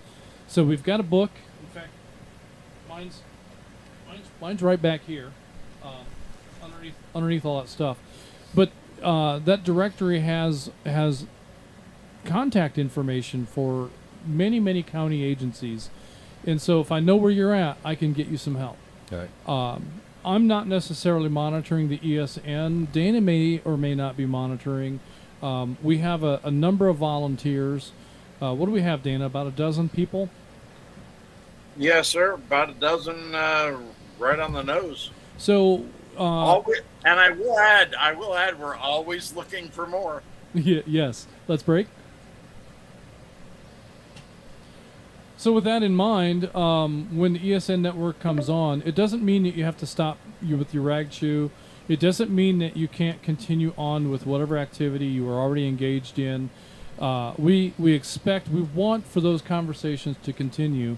Just be mindful that we are activated for a reason, and you want to watch your quick keys so that if somebody does have something happen, then we can get some help. Now, North Georgia GMRS is a big network. It's a big network in a couple of ways. Geographically, we're probably the largest in the nation. In number of users, we are probably the largest in the nation. In terms of how big a network this is, from the geography perspective, right? Mm-hmm. The weather that might be happening at the south end of our network is very, very different than the weather we might be having in the north end of the network, which is a big part of why we don't use any of the weather spotting, storm spotting services on North Georgia GMRS. Those things work best in a more localized environment off of a single standalone repeater. And so it's just not a good fit for North Georgia GMRS, except for Skywarn in the Chattanooga area. Now up there, it's a little bit different. The geography is such that they don't have the best coverage in amateur radio repeaters. And so with a combination of amateur, and they use both. Right. It's not just GMRS, it's not just amateur radio, it's a combination of both that they use to serve that entire region for storm events. Now, when they activate a Skywarn event in the Chattanooga region, right, we separate the northern region of the GMRS network from the central region. And the rest of the area doesn't even know what happens. For the most part, that's right. Well, can I say something here? I usually, when something like that happens and Skywarn is activated, I'm more in touch with Ronnie Craig, the Skywatch director over there, and he makes me aware of what's going on. So if that weather event ends up turning into something more, and it involves more of our soft coverage area from Tennessee area, then the ESN will be activated at that point. I also wanted to make the distinction between a passive ESN net and a directed net. If we do, passive net is on. If we do incur a call for help, and you will hear somebody like myself or Tony or Ed or even Justin come on to handle that call. We will ask traffic to handle that particular call. So we are prepared to go from a passive net to a directed net very quickly, and but nobody's going to be mean about it or anything like that. We're just, it might be a little quick and a little direct, but we're prepared to do it. Yep. And that's the thing. If there isn't an emergency activation of any kind, whatever non-emergency traffic you have, once an emergency has been declared, that needs to stop. pretty much immediately. We don't need to spend 4 minutes saying goodbye. I'll catch up with you tomorrow. If an emergency is declared, then all of that side traffic needs to come to an immediate stop and let that emergency traffic get handled. At that point, because an emergency's been declared, I don't even need your call sign to sign off. Just get out of the way. Right. Just get out of the way and let the emergency traffic be handled. So, and Pamela and Ernest, be aware that we're running up on a clock again. So we may drop this connection, and you may have to dial in one more time. If wanted. Oh, and Roger says that I'm past due for a break. He's probably right. So we're probably not getting out anymore. Yeah. We're on the 15-minute window. We're not at the 15 minutes? On the 15-minute break. Yeah. All right. Okay, we don't get to take that one. I'll be right back. Yeah, I can just come in and get on the radio and listen and comment at the end. All right, and next on our roster, we have Atlanta 9-0, Bob in Woodstock. Bob, do you have any comments for tonight's net?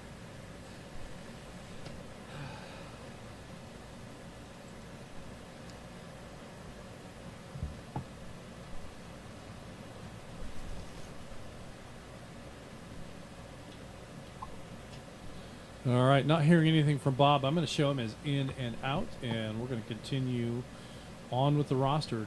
The roster? It's the roster is very long. You might want to whatever I just said. Who knows?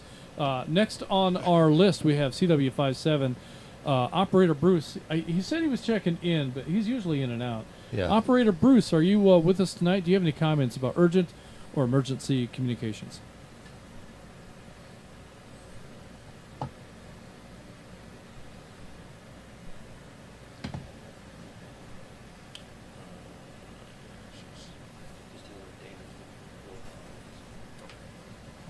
All right, Mr. Bruce, we're going to show you as in and out and keep right on moving. I've got Gainesville 44 Joe showing as in. I bet he was in and out, but either Joe or Bobby, either one of you. At the Vortex? If you've got any comments, this would be a great time to throw them out there.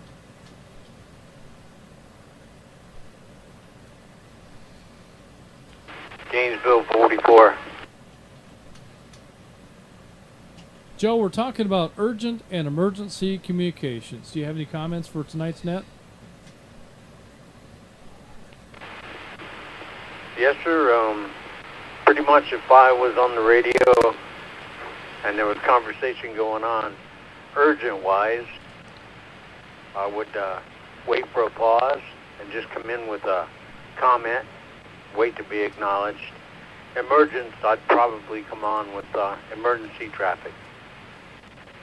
I believe that's probably just about the way I would handle that situation.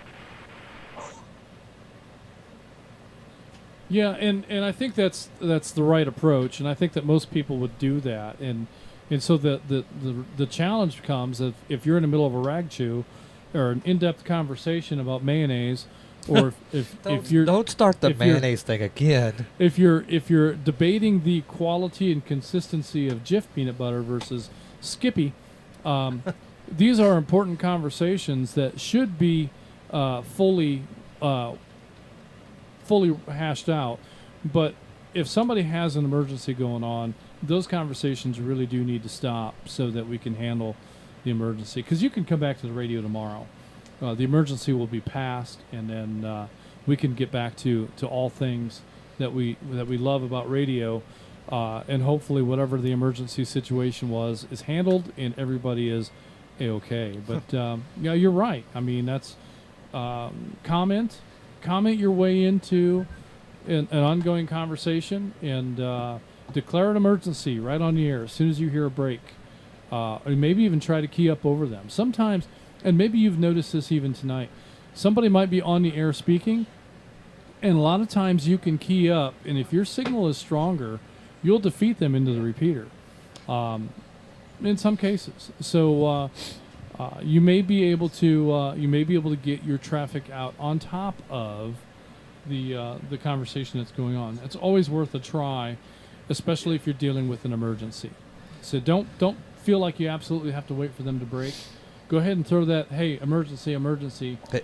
Throw that out there a couple of times. Hey, emergency. Even Can I if the key break? is down. Can I break? So let's. We're gonna have a send off to Dana and Pamela. We'll let them clear out. Okay. Go ahead, Pamela. All right. Thank you very much, gentlemen. I enjoyed it tonight. Thank you for inviting me in. This is WROB 245 Atlanta 849, and I am clear from the network. All righty, and this is WRWK 619, Dana from Mount Olympus. Great seeing you all tonight. Look forward to it again next week. Good night. And we'll have a better way to do it next week. Yeah, we'll work on it. Who knows what Thanks we'll for have. thanks for joining. Yeah. And I know both of you can go to the RF sites if you got comments. Well, we know Pamela's gonna. She's always got to have the last word. So that's all right. Pamela, with your comments, come on the RF we side. We fully expect you to you. be here at the end of the program with a comment. I'll be disappointed if you're not. All right. Thanks for those comments. Night. Good night, Dana. Good night. We'll talk to you later. Thanks I'll for be those there. comments, and appreciate that, Joseph. Gainesville 44 Joe. Next on the roster, we have Atlanta 128. That's going to be New Gary. New Gary, do you have any questions or comments with regards to tonight's topic? This is WSMF 551, Atlanta 128, Gary from Woodstock. Let me just double check that my copy is good before I talk for a while. Just let me know if it's okay. Got some white noise in there with you, but you're well on top of it, and you are fully readable. Loud. I quick keyed in there too fast, but yeah, I just wanted to make sure before I talked and you guys heard static for like 30 seconds. But no, this has been another good net for me. I'm fairly new to radio, so there's a lot of subjects that I really haven't gotten to hear some of the fundamentals. So to echo Rhino's comments from earlier, like really in my head, sort of positioning emergent versus emergency communication. I'm learning a lot from is just Now he does. Now he goes out. Related stuff. 7 I think that's a dead and battery. mesh. Yeah, that's planned. That's Started. I ordered one today. That you can use them. So your license can take it. Just to kind of amateur radio. There's related technologies over there, so I've been playing with WinLink and things like that. So, yeah, I'm learning a lot. I'm not a big prepper, but I want to understand the tech. I want to understand the options. I want to think through the kinds of emergencies that I might encounter and what I would do. And my kids live in a house a few miles away, so I'm kind of thinking about, what happens if a big tornado comes through and I can't reach them? How do I find out that they're okay? How do we stay in touch? Everything like that. So, yeah, I really appreciate this net, and it's getting me thinking. And me, again, like I said, I'm not a big prepper. I'm not worried about the end of the world so much. But, the realistic things, I think, tornadoes, hurricanes, natural disasters, things like that, I want to be prepared for. So, great net. Appreciate it. And, yeah, I'll send it back to net control. This WSMF 551, Atlanta 128, back to net. All right, good stuff, Gary. And, yeah, I think that's a great opportunity to get your kids involved in radio. Yep. If they're a couple miles away, and you should be able to make simplex contact, but even if you can't, repeater operations are a great way to do that. You can upgrade your membership if they're going to be regular users, or you can not upgrade the membership if they're only going to be calling out because the sky has fallen, right? And things are amiss. Then I'm not so worried about a membership at that kind of a situation. So I think it's a great idea to put radios in our families' homes. What's the first thing that happens? You hear time and time again when a tornado does strike someplace and people are trying to use their phones. If the phone works at all, the tower may be so busy handling other traffic. And then, we've got this thing called FirstNet. You know what FirstNet is, right? I've heard of it. So FirstNet is basically any tower that's equipped with FirstNet is going to recognize a first responder's device, right, and prioritize that traffic. Which means if you're not a first responder, if you're just some schmuck like I am, and you're trying to make a phone call, and that tower is busy, it's going to dump your call in order to let that first responder make his call. That's kind of as it should be, but at the same time, when, there may be first responders or maybe police and fire and ambulance stuff going on, and they've got to have the bandwidth for their communications. No one's arguing that. But if I can't make a phone call, all right, then that is a problem. That's not okay. Once upon a time, our telephone network was built to be resilient against things like this. So, the power could be out in half your town, but you still had a dial tone. Right. You could pick up the phone and you could dial and you could talk to... I remember those days. In blackouts, you could talk to them in storms, you could talk to them, with half of the infrastructure blown away, your phones still worked. That's not the way it is today. Phones are not built with the same kind of technology or priority or resiliency.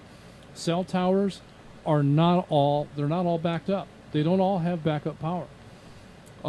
Some cell towers are repeaters, and some cell towers have backhaul. Do you know what the difference is? No. So if a cell tower may have a fiber optic feed to it, which allows for backhaul back to the network, back to the central office, back to the switching center, the data center, whatever that might be.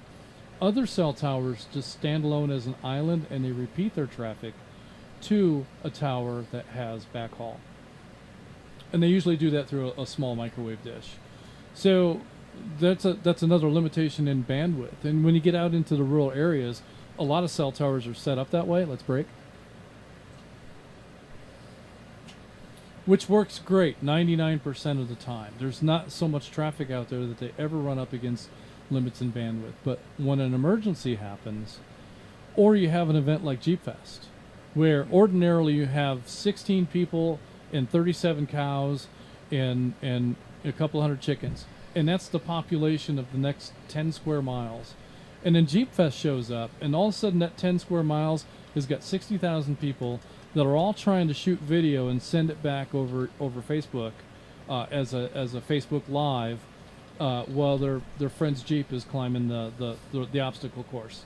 That is the reality of Jeep Fest, and there's no way that the cellular network can handle that, except they bring in equipment temporarily for the weekend. I saw that to help assist. That's what I was going to comment on. I'm like, yeah, they brought out a truck for that.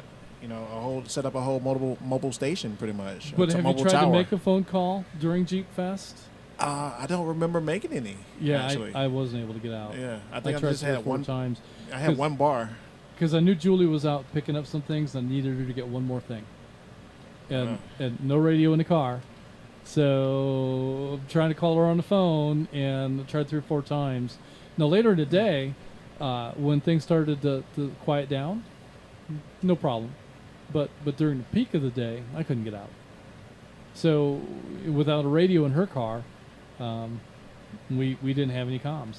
So that's what you can expect. So when you're dealing with a tornado kind of an event, and these are things that happen around here.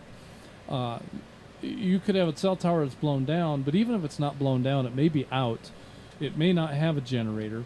It may have a generator that didn't start.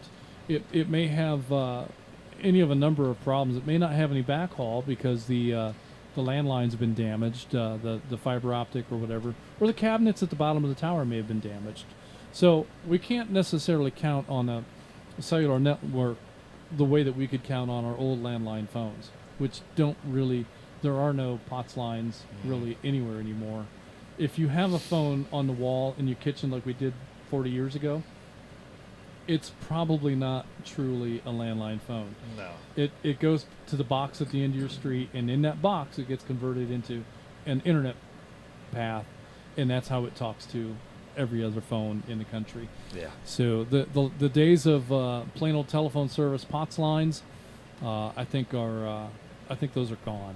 Yeah. I'd be surprised if anybody had an actual real POTS line today. Not anymore, I wouldn't think. Not end to end. And even if you do, it's going to be digital as soon as Right. it gets back to any of the phone company's equipment.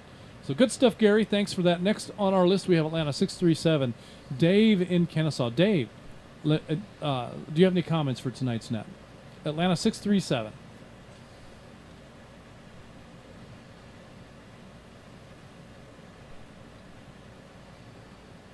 comment.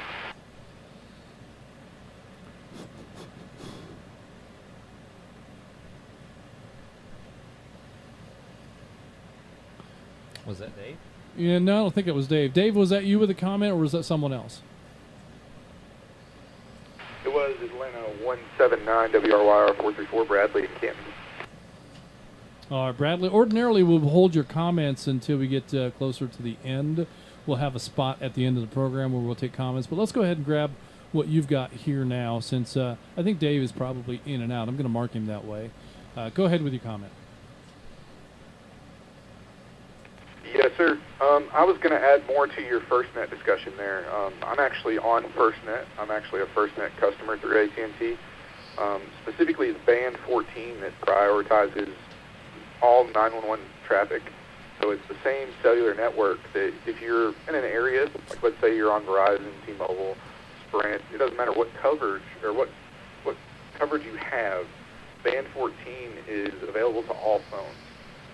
But it prioritizes when you dial 911. So even if you don't have phone coverage, yet you're still able to call 911 and you're ever confused about that, that is specifically Band 14 for anybody out there that gets confused on it.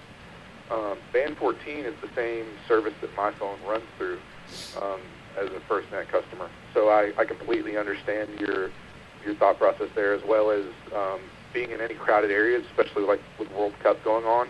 If you're in the arenas while they're playing that soccer game and there's 30,000 people there, there's no way that you can call out, just because there's so much bandwidth being eaten up by all of those devices in such a small area. Yeah, I've been to a few Atlanta United games, and I'll tell you, it's always impressed me how they've got that building wired for Wi-Fi and for cellular and whatnot. And New Gary can talk about that a little bit too. You can make a phone call and you can get out when you're at the Mercedes-Benz Stadium most of the time, but man, they've got some equipment in there to support that. So, but you know, you get out into the area like where they do the Jeep Fest. There is no equipment out there that lives there. They have to truck it in, and so they'll bring equipment out specifically for the event, so that there is better coverage during that time. But it's not really enough, I don't think. And I think when you're trying to set up something for a temporary weekend event like that once a year, you're probably never going to have the best coverage that you could have. But yeah, so I guess that would be the key. Rogers, we'll have to do some research on what Band 14 is. And do they play louder than Band 13? I don't know. More cowbell? There can't be no 13, is there? There's not a Band 13. There's not a Band 13? Skips to 14. I mean, there used to be, like in the old Norfolk Southern building, we had floors 1 through 12, and then we had the penthouse. Yeah. It skipped over 13. Yeah, and so we had 1 through 12, and then the penthouse. In this building, we've got a 13th floor. Really? It's right between 12 and 14. It's there. Yeah. And it's in the elevator as 13. Yeah. Oh yeah. So they don't subscribe to that. That would be nonsense. the first one I've ever seen. They don't subscribe to that nonsense anymore. No, you can punch up 13 and ride the elevator right to it. Yeah. Interesting. Yeah. It's just a mirror image of the floor I'm on. Is it? Yeah, it's same, everything's same. It's all the same. It's easy to get lost if you don't know what floor you're supposed to be on, because they're all exactly the same. It's ridiculous. The Matrix, that scene in the Matrix where he was running through. Yeah, it's like the alternate universe. You know, it's funny though, because on a normal work day, our floor is busy. Engineering is there, and we're doing our thing, except for Wednesday. We're doing our thing, 4 days a week, and we go to these other floors, and they're ghost town. There's nobody there. Huh. So we're supposed to be. Yikes. I don't know. Not my boss, not my problem. But yeah. So all right. With that, let's continue on. And where am I at? I think next we have Angel from Athens, WSFZ something 65. Angel, are you there?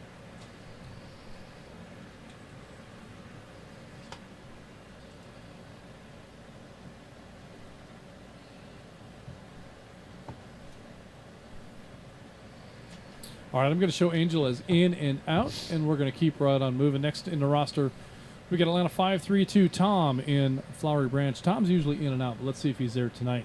Tom, do you have any comments for tonight's net for urgent or emergency comms?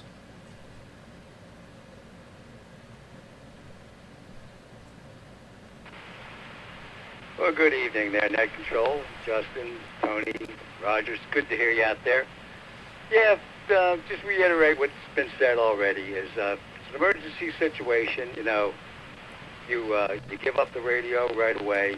If it's a question that somebody's looking for help, you ask them the right questions. Their name, where are they, what's happening, and if you need, I've had a couple of situations like that where you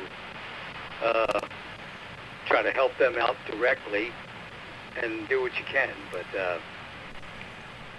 one of the most important things on our network, since most of us know each other out there, or we're all, you know, friends, is try the not the quick key as much as we do.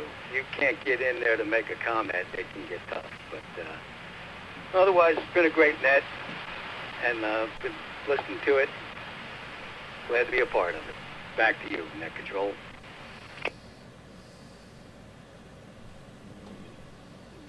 And that's a great point, Tom. Thanks for bringing that up. So if you're not an ESN net control operator, and you hear an emergency call and there's nobody else that can pick that up and run with it, and you got the football, Right. you got to deal with it. What do you do? Right. What do you do? All right. Well, the first thing you have to do is you have to ask all the W's. What are the W's? The W's are who, what, where, when, why, and how. All right, how's kind of a, it ends in W. It Right. still qualifies as a W as far as how is important. How do I get you? How do I find you? How many are there? How bad is it? These are all important questions that we need to quantify. How many people are injured in that vehicle accident? How many vehicles were involved? Where? When? When did this happen? Did it just happen right now, or has it been going on for a while? Who? We need some names, and names are important for a couple of reasons. All right. So if we're dealing with an emergency call, and the person won't give a name, that gives me a little pause. Right. All right. So now I have to think about. I mean, it's one thing to not have a call sign, but if you won't even give me a name, I need to be able to provide some information to the authorities. Right. And if you won't give me a name, when I contact the authorities, I'm going to tell them, I don't know if this call is for legitimate or not, but here's what I have. And then they refuse to give me a name. Right. So that may scale back how the call gets responded to by the authorities. If they have somebody available, they'll probably send them. But if their people are tied up, they're not going to prioritize that call. So that's something to also be kind of aware of. And if you think if it's a real true situation where someone's hurt or needs urgent help, right. I want you to know my name. Right. That's right. In case you need to reach out to family or at least know my whereabouts. My phone may be down. Mm-hmm. This may be the last lifeline. That's right. So it's proper to identify in that situation. That's right. You have to. I think. So these are all things that can help us to understand a little bit more about the nature of the call, and what's going on. But that's the thing. If you're not an ESN operator, and you've not had any of our resources or any of our training, then the W's. Just remember the W's, and just think about all those things that are W. The who, the when, the what, the where, the why, and the how. And if you can think about all of those, and I recommend you just jot them down on a piece of paper. Who, what, where, when, why, how. Just jot them all down, and then start asking those questions. Let me break. and if you can just do that, as simple as that is, if you can just do that, you'll be able to provide a tremendous amount of information to the emergency operators when you do get a hold of them. Make every effort to keep the person that you're talking to on the air, and make every effort to let the 911 operator hear your radio when you're talking to them, so that they understand the role that you're playing, and they can understand that this isn't you making a prank call or calling out of boredom or something, that this is you stuck in the middle handling emergency traffic. So and don't be afraid to give your name to the authorities in the process of doing this, because if it turns out it is a bogus call, but you were informative and you were cooperative, and you can demonstrate, and everything that you say and utter when you're talking to these 911 centers will be recorded. So there'll be that trail of data that shows what your role was in all of this. Don't be afraid of getting involved, and don't be afraid of asking those questions, even when they're tough questions. Who are you? Really, who are you? What is your name? Can you give me a date of birth? Can you give me an address? And these are all things that the authorities can use to verify an identity and make sure that the person that's being spoken to or about is indeed what they expect it to be. So very good stuff. Thanks for that, Tom. That was a great point. Next on our list we have Columbus 25, Peter in West Point. Peter, are you in tonight? Do you have any comments for tonight's net?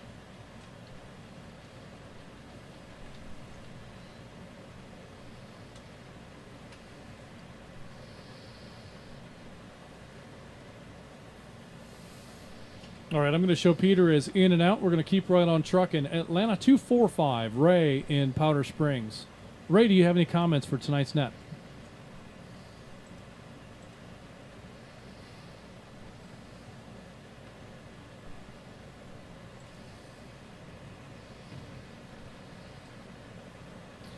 All right, Atlanta 245, I'm going to show you is in and out, and move on to Noonan 40, Orestes in Palmetto. Orestes, do you have any comments for tonight's net? We're talking about urgent and emergency communications. Hey, how you guys doing tonight? I remember we touched this situation or this subject a few months ago, and I had mentioned that I had 4 kids. I had bought each one of them a radio, GMRS radio, to keep with them at all times, and that's worked out all right, except a couple of them are a little further away from me, and I did not input the repeater information in it because I didn't want to violate any network rules, so they're going to have to probably get in their vehicle and get closer to me. But as far as other emergency situation, I do have a bag radio I developed. I have Retevis RA86, I believe, in there with 2 antennas, and I have a power unit, a 100-watt power unit that will keep that powered up. Let me take a break. So I keep that in a bag, which I can grab and take with me. I do have another mobile unit that I can put in my car, and I have the Retevis RA87 here beside me. I'm talking to you right now, and I've recently have just purchased a power generator, a gas generator, to keep right here at the house. And it's not a big enough one to run the whole house, but it is big enough to run AC, the TV, fan, and anything else I need powered up right here at the refrigerator. That's included in it's a 4,500 watt generator. So I think that should be sufficient enough for emergency situations. So if there's any other suggestions, I sure would appreciate that. But well, that's all I have. So back to you, Ned.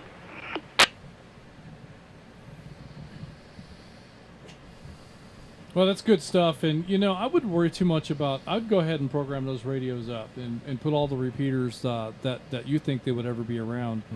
Go ahead and put them in there.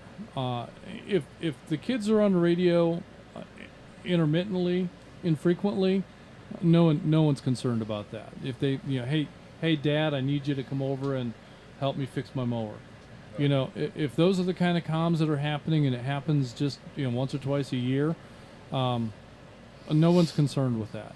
If they're calling out, hey Dad, I need you to come over and fix my mower for the third time today, then we're in the area of regular use, and we're going to be wanting to see some support in a way of membership, either an addition in your family membership or their own or some variation of that.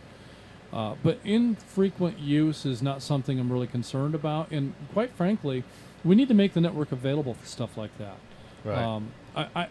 If somebody needs to pass on a piece of conversation, an urgent communication, and it's, how often do we have urgent matters come up?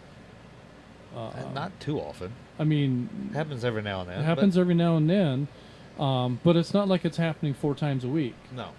So, when it comes to things like that somebody needs to make that contact, and maybe it's time sensitive or it's just important in some way, then we need to make that available. And so I'm not worried about the infrequent use in that sense. So if your kids have the repeaters on their radios and they occasionally use that to call out, no big deal. They're going to use your call sign. If we start hearing their traffic every day, then we may say, hey, arrest us, help us out with some upgrades to your membership. And you can decide what to do with that. But I would encourage you to go ahead and program your kids' radios so that if they do need to get a hold of you, it's not dependent on whether or not you're in simplex range. And that way, if you're not at the house but you've got a radio with you, maybe they can make contact with you through a repeater if something comes up and they need some help. So good stuff. Other than that, I hope things are going well, and good to hear from you again on the network. Next, we've got Gainesville 117, Damon in Murrayville. Damon, what comments do you have for tonight's net?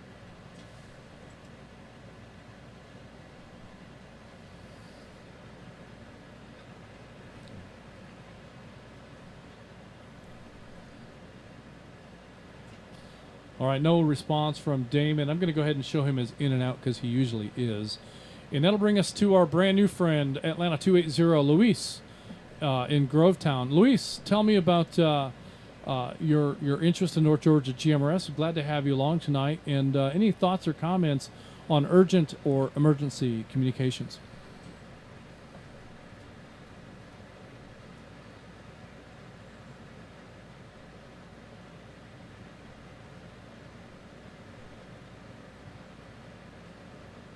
What's the name of the mountain flagship song? Sassafras.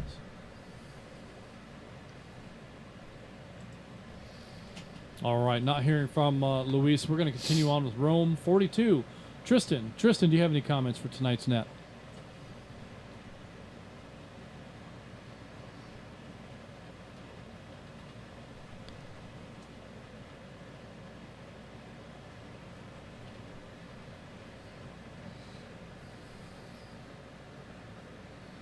All right, we're getting toward the end here, so everybody's falling asleep already. Yeah, I think so. Let's see if we've got Randy from Sugar Hill. I didn't get a TAC number or a call sign from Randy, but Randy, if you're there, any comments for tonight's net?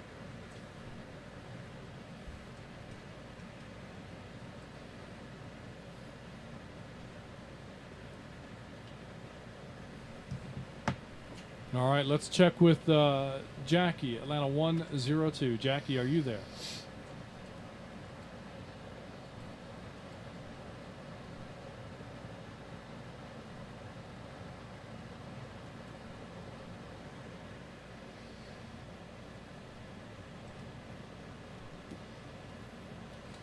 All right, not hearing from Atlanta 102. Let's continue on with Atlanta 420. William, standing in the rain. Hopefully not still. William, do you have any urgent communications?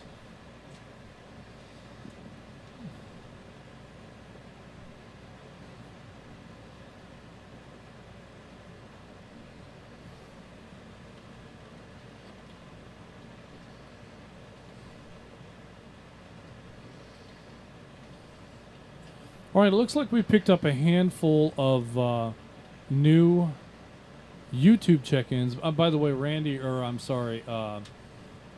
was our last RF check-in, and I think that William is probably seeking shelter. Well, I thought we had Scott way down low. Did he get... I don't see him down there. Yeah, like line 67. Oh, there he is. Okay. Scott, Atlanta 710. Scott, do you have any questions or comments for tonight's net? We're talking about urgent and emergency communications.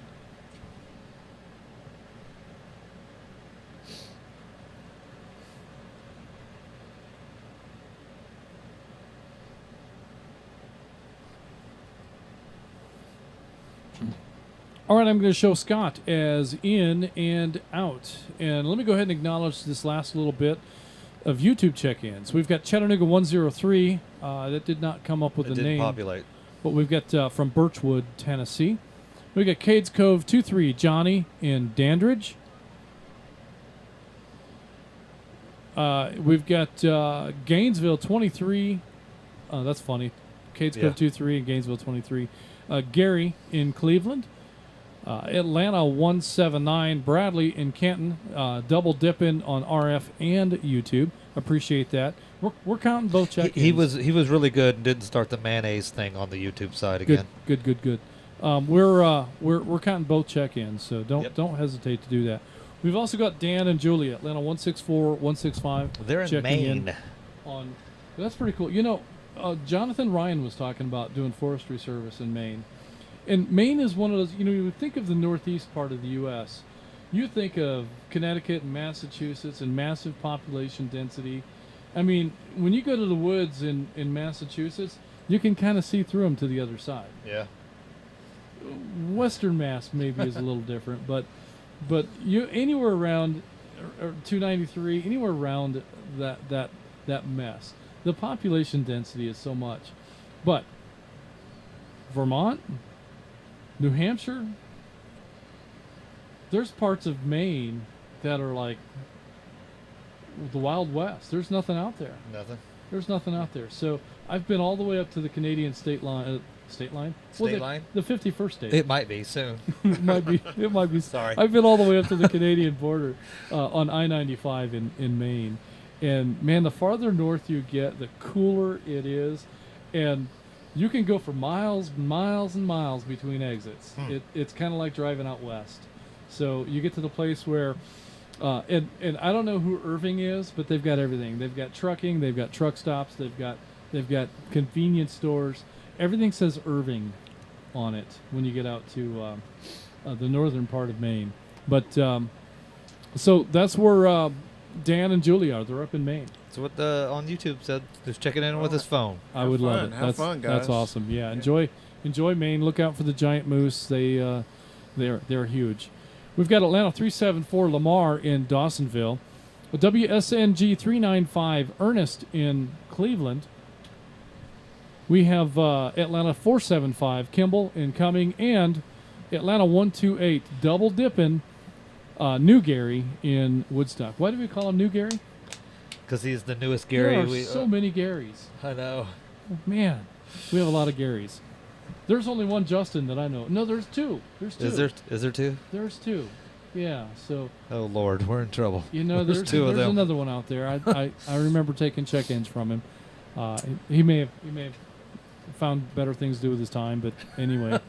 So that's where we're at. That's the end of our roster. At this time, let me break. We're going to take one last call for any additional late check-ins and any questions or comments. Bradley, this would be the time to throw in the last word. This is where Pamela usually jumps in. So well, you might. We'll see if we get anything from Pamela. And of course, if you've been trying to check in and you want to jump in on this conversation, but you just haven't had a chance to because I constantly quick key all through the night, I don't blame you. But this is your opportunity for do that. Net Control standing by for any late check-ins. Any questions or comments? Says Rome 46. Repeating, Rome 46 WRQL. 521, Cedartown, Georgia. I don't have any comments, but I do need to get my check-in on the list. WRKK 629, Chattanooga 84. Wow. 84. Loud and clear. Control. This is Atlanta 557, WRQ G806. Checking in late. This is WSDR 427, Atlanta 170 in Jefferson, Georgia.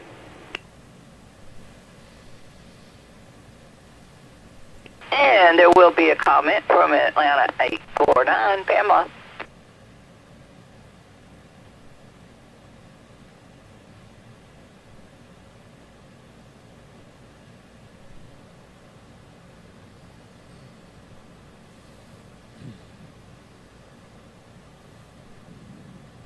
Atlanta 175, WSN K260. I tried to check in and talk to y'all earlier.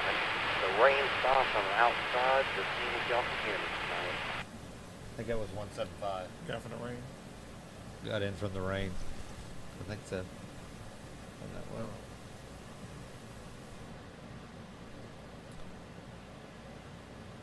Well, he said that.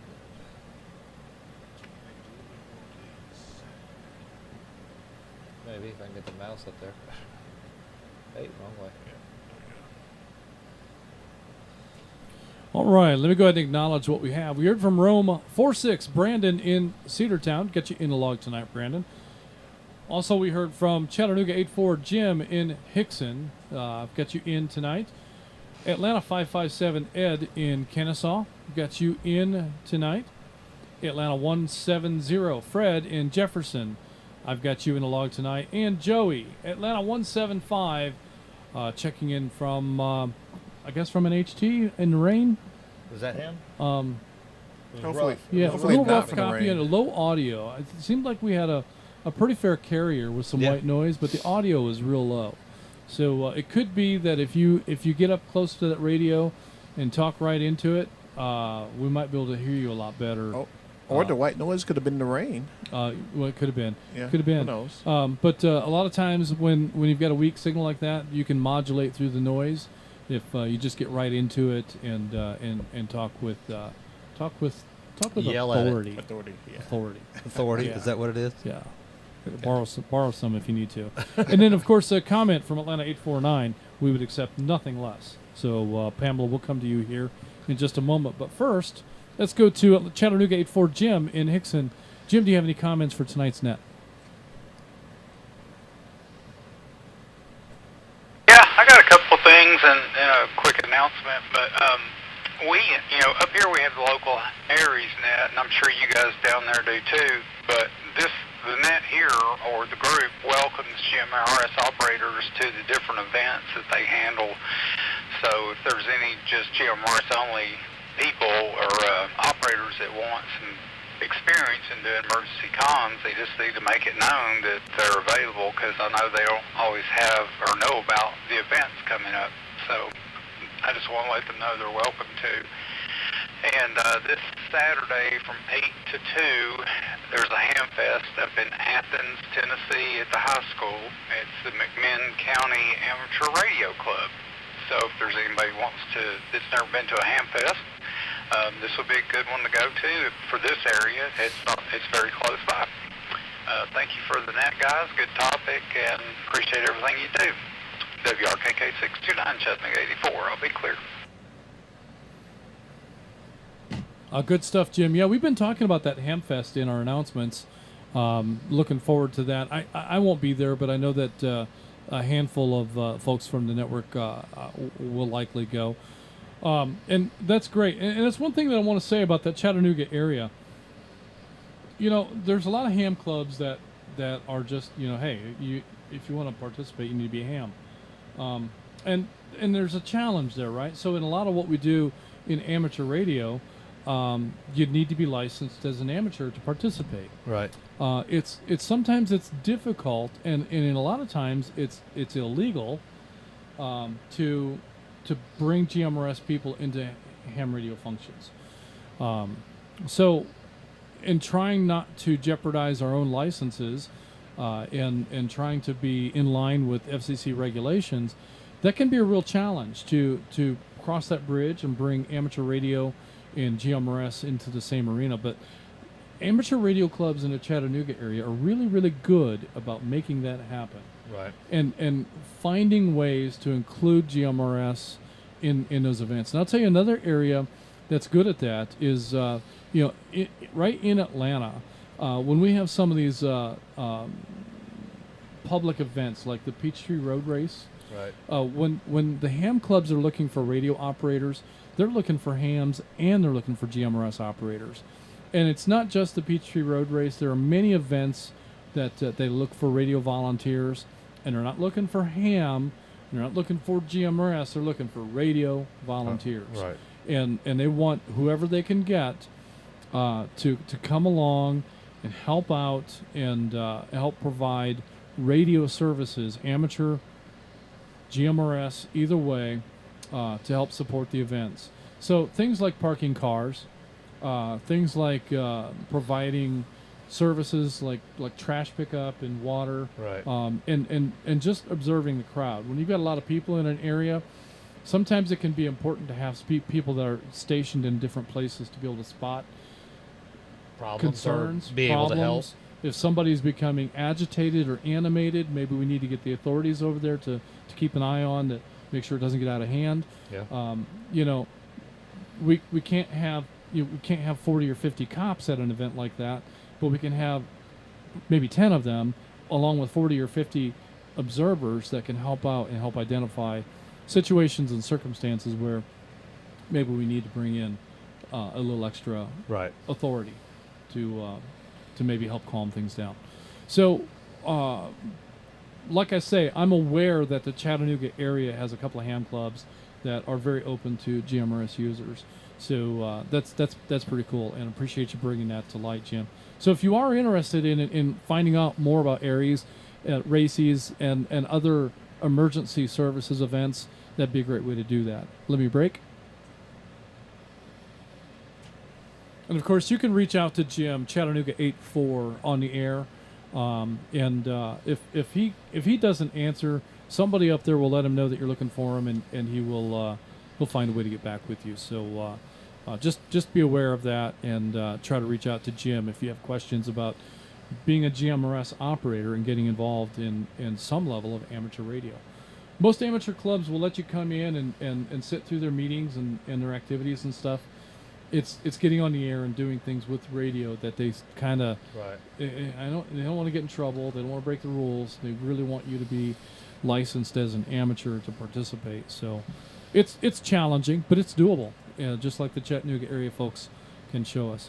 That'll bring us next to Atlanta 557 Ed in Kennesaw. Ed, I understand you had to cancel the luncheon on Tuesday. That's unfortunate. But when is the next one? Folks, sorry I had to miss the first half of the net, but the next one will be the second Tuesday of August.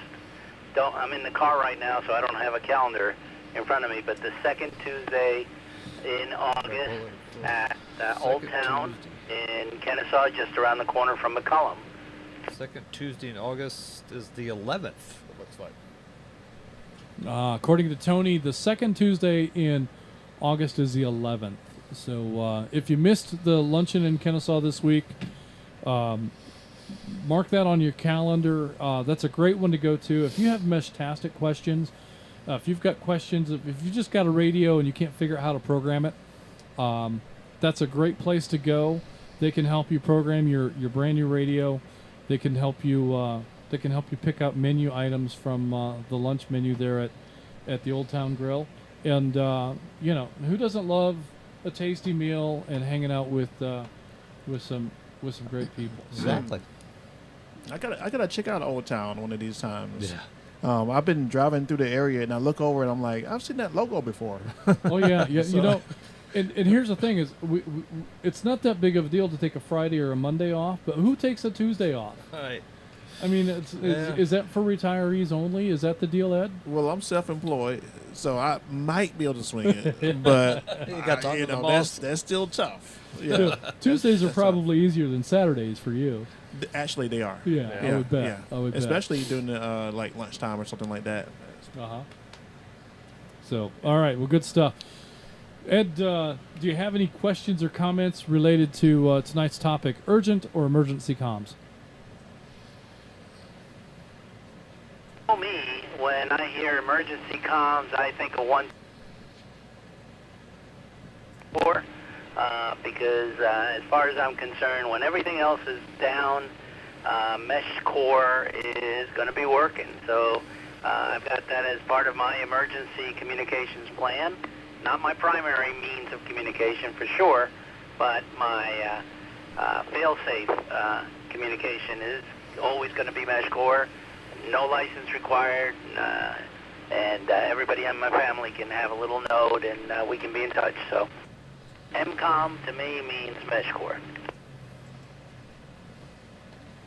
All right, and that's definitely something worth looking into. And you know, I see more and more interest in Mesh Core, Meshtastic, mesh technology, alternative communications, and the LoRa format, I think, lends itself well to being able to do that. Mm-hmm. You know, and the cost.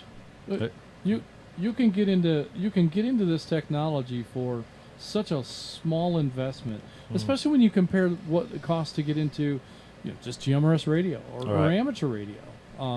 You know, your $35 license is just the beginning. What I'm at a loss for your friend's name that. Elijah. Elijah, yeah, that's right. So Elijah's finding out just how. Well, I gave him 3 options of radios. You know, like HTs to start out. You know, the starter, mid tier, and top tier. And he was like, "All right, I did the top tier." Buy once, cry once. Yeah.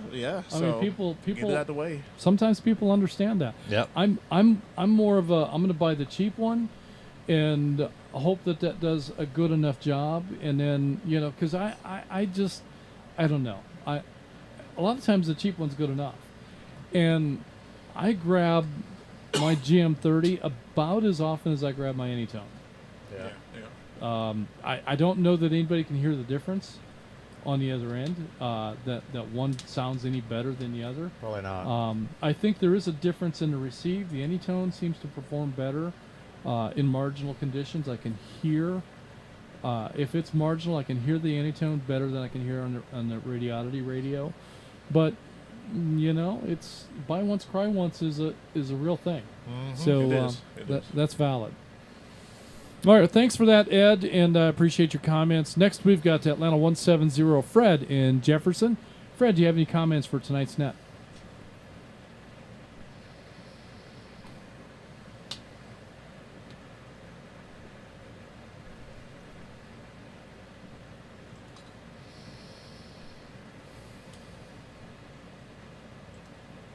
All right, I'm going to show Fred as in and out and move next to Atlanta 175, Joey in Hickson. Joey is in Buckhead. Does Jim have another comment, or that's just an additional check-in? That's an additional check-in on YouTube. All right. Joey, the floor is yours. Oh.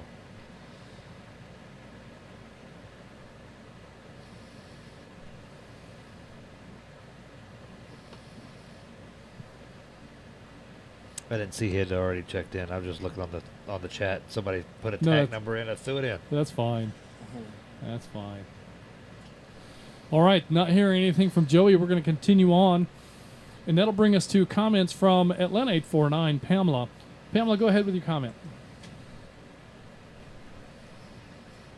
All right, Net Control, back again. I have a handful of things to say. Also, I think I heard Joey say he's incoming. I don't know if I got that right, but I think that's what I heard. Also, you missed Atlanta 1402. I'm sure I heard Mr. Todd call in at the end before Scott. Break. I've got him as in and out.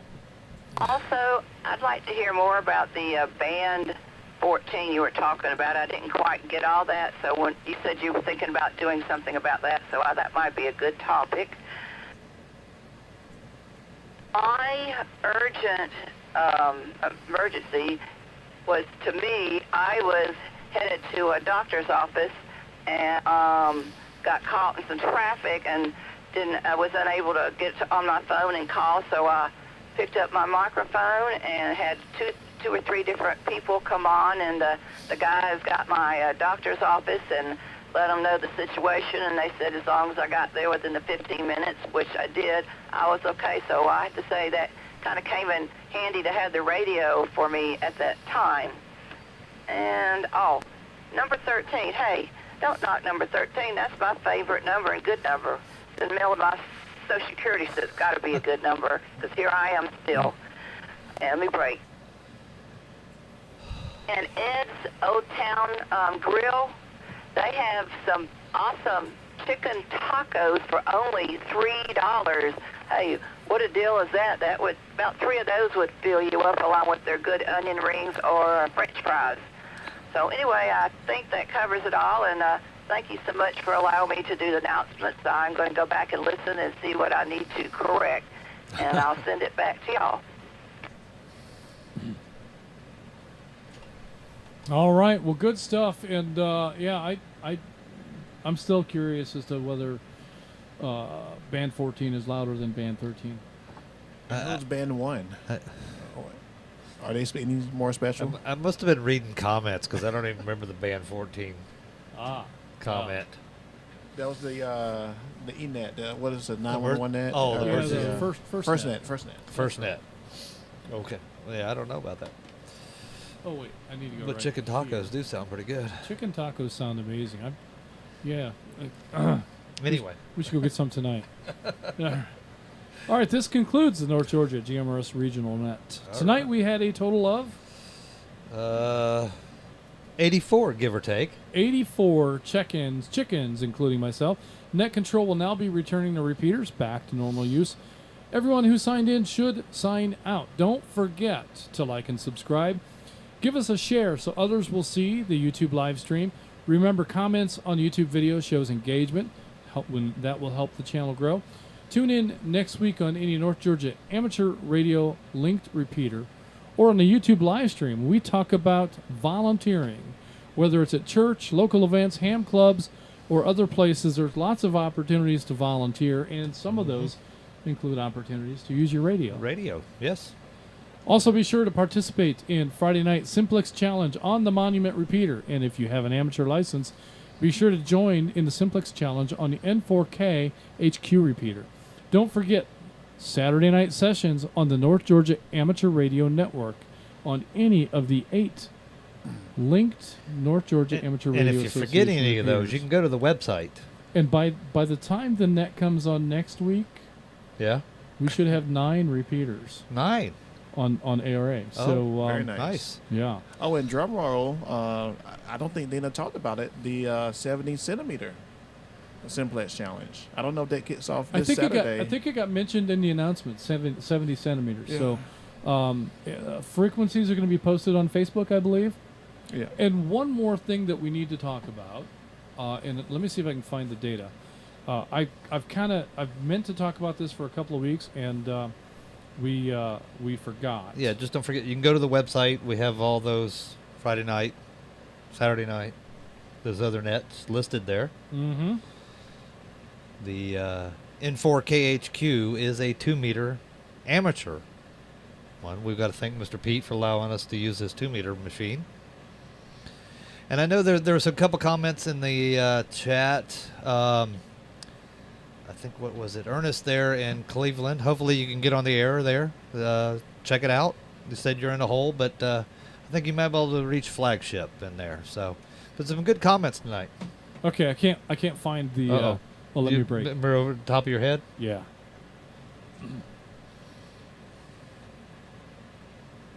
I can't find the information that I wanted to talk about. But Hobbit Communications has a brand new Anytone radio that's going to be available later this month, and it's a fascinating little radio. It's pretty affordable. It's going to come out at $150 plus shipping, so it's pretty affordable. It's got just a bang up list of features. It does DMR as well, right? DMR, APRS. I think APRS is by default. I don't think so, and I think it's a transmit only on the APRS. I think it is, but anyway. In any case, lots of features, lots of function, and definitely check that out. More information. And it works on what bands? Do you know? I believe it's available for it's a pro model, so it'll do it's a Part 90? do GMRS Okay. as a Part 90, and then it's also capable of many of the ARA frequencies on 440. I don't know if it does 2 meter. I don't remember how many bands it's. Yeah, it's a dual band radio. Yeah, I think the 878 does. I think it's almost cap. I think it just has a few less features than the 878, the bigger one. For a lot less money, and it yes, comes with 2 batteries. Half the price. Yeah, I it think comes with 2 batteries, so that's nice. That's also very nice. So check that out, Hobbit Communications. You can get more information about that. Pre-order. That'll help determine how many we should stock, that kind of thing, and so definitely have a look at that. So that's it. That's the whole kit. This and caboodle. concludes. So thanks for allowing us to serve as your net control this evening. Good night, everyone. This is Atlanta 946, WQYR 514. My name is Justin. And this is Atlanta 1150, WRZV 748. Tony. And WSAL 368, Atlanta 263, Rogers. We are North Georgia GMRS Network. Thanks, everybody. And we are clear.